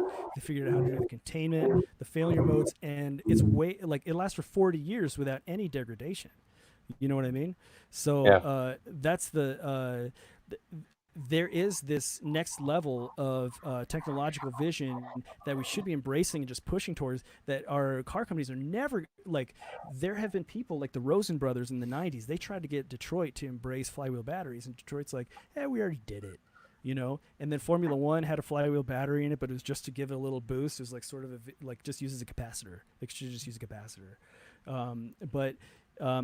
Flywheel batteries are definitely the most promising thing to actually, like, we should be working on that fucking now. That and stuff like AI pickers for plants and food and all that, so we could get people having to work out in the fields. What do you think about the what do you think about the what's it called, the carbon graphene technology? Oh, graphene? That Yeah. probably Well, popped for a while and then disappeared. I saw a few shitty studies on it, and it just kind of sunk out of awareness. But dude, that seems totally possible to me. Totally, because like look at the structure of it. Like graphene is sort of like 2D carbon, right? Right. But there's 3D Literally carbon one molecule wide, literally right. 2D carbon. But when you go from 2D to 3D, then you've entered this material called Bucky paper. That's what they call it right now. You know, I think it'd be better to call it adamantium, but that's just me. No doubt, man. Because it's like the fucking strongest material, you know. And talk about like a thread, like a spider's thread. I don't know, human hair, some shit from outer space. All the tents out. This is the original studies. All the shit's in there, and it just disappeared. Come on, man. This like you can be making it's accessible. It's literally pencils. You can do pencils and put paper down and tape. Get one more. I mean, come on, man. It's I mean, carbon's everywhere. You don't have to get like rare earth materials from only one. Carbon's everywhere. And that's why carbon is what you used to make the flywheel battery. That's what the rotor's made out of, because it's made out of you could do it with graphite all the same, but they do what's that, carbon fiber. Yeah, they just wrap carbon fiber with resins until it gets so strong that you could spin it up to 70,000 cycles per second and leave it there for days. It's fucking crazy. I'm floating on a magnetic field and all that stuff in a vacuum, you know, and charges up way faster than the lithium-ion batteries, all that stuff too. But the Bucky paper is interesting because you could make wind turbine blades out of it. I'm not sure if you heard, but they have these huge, like, it's a big problem. Wind turbine blades get ruined, and they have to fill up landfills with them. But they're not like, why don't you try and make Bucky paper type of stuff? There's graphene type of supercapacitors, all that, ultra capacitors that you can make out of it. That's like, I saw this Bucky paper thing where you can make different versions of it. Some of them can hold electricity. Yes. And so you can actually charge the shell of your car, which doesn't sound like that good of an idea if you really think about it. Yeah, but it is a thing you could do. Yeah, you could do it. You could. Just don't get out of the car. You could charge your UFO with that. Don't be touching the ground when you get in another car. Yeah, like your battery is like the shell of your UFO. You know, really solid security system. Yeah. That's like, this is the thing that really amazes me the most. It's like we're on a track of civilization which is going to destroy our planet, destroy the ecosystems all over the place. We could just jump tracks to something that's already been fucking invented, already been fucking perfected. The infrastructure's already there. It's not. Exactly. I mean, they talk about like $5 billion to like harden the infrastructure or electrical grid. I bet it costs way less than that just to be able to. Sorry, hold on. Just to be able to switch it over. Yeah, but I mean, they don't make as much money from retrofitting as they No. do from basically drip feeding out some different kind Right. of technology. There's entrenched interests who are trying to hold things the way that they are because they're making money. And if you think about it, like these inventions, they make things a lot more efficient. And so these inefficiencies, people have made entire businesses and lifestyles off of. Right, off of literally just the inefficiency. Exactly. And so it's like this, they're mosquito middlemen who are able to get in positions of power to prevent us from actually moving forward with technology. You know, it's a shame where we're at. But I hate to cut this really sudden, but it's like 3 hours we've already been on here. You Oof. probably got to get home at some point in it time. feels like 3 minutes. This is, I, this is I great. Dude, would it really really love does to have sound you good. back whenever you Yep. want to come back. Super. Yeah, then you got to do it. Super easy Adam to call probably- into a show like this from just like a Oh phone yeah, or whatever. totally. Right. Cool. So- Very cool. Dude, yeah, please, we have your regular guest. That'd be great. So Cool. hold on, No, but that sounds Zach, fun. I made Adam promise me that he's going to give at least 2 minutes Yeah, and for it. maybe more, right? To sit him in Oh. those chairs, turn on the monitors, turn on those fractals, and he has to have some glasses. Yeah. Okay. Oh, yeah. Okay. All right. Yeah.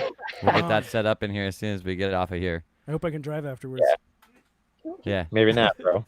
I think you'll be fine. You spend a couple minutes in hyperspace. You'll probably be all right. Yeah, I'll maintain.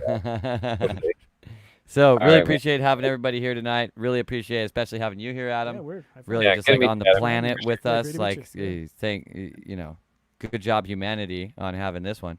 So that's super solid. Would Thanks, love to guys. have you back. Everybody here, wonderful to have you. I totally understand why you weren't commenting with what was going on. You know, I really wasn't commenting either. So I feel you. And to be So- fair, Don was earlier. Sorry, Don. I noticed we were just really in conversation. So I hope maybe someone saw those. We can go back and answer those. You can ask again if it becomes up. Maybe we answered your question as we kept talking. I'm not sure. So, Sure. but I saw you, Don. We love you, Don. And Willow, everyone who's there listening. Great having you on here, Adam. Let's say this is magnificent. Hope to see you on the show again, Adam, soon. Adam, thank you so much. Please come back. You're so awesome. Love you. We agree, Adam. guys. Right on. All right, everybody, Hmm. we're gonna go fall down a tunnel of basically fractal visions and Do drum it. and bass for a minute, and then Adam's gonna get home and do things with his wonderful life partner and child. Yeah. And Awesome. yeah, all right, we'll see you guys all later. Thanks for High five. coming and hanging out. Night. High five.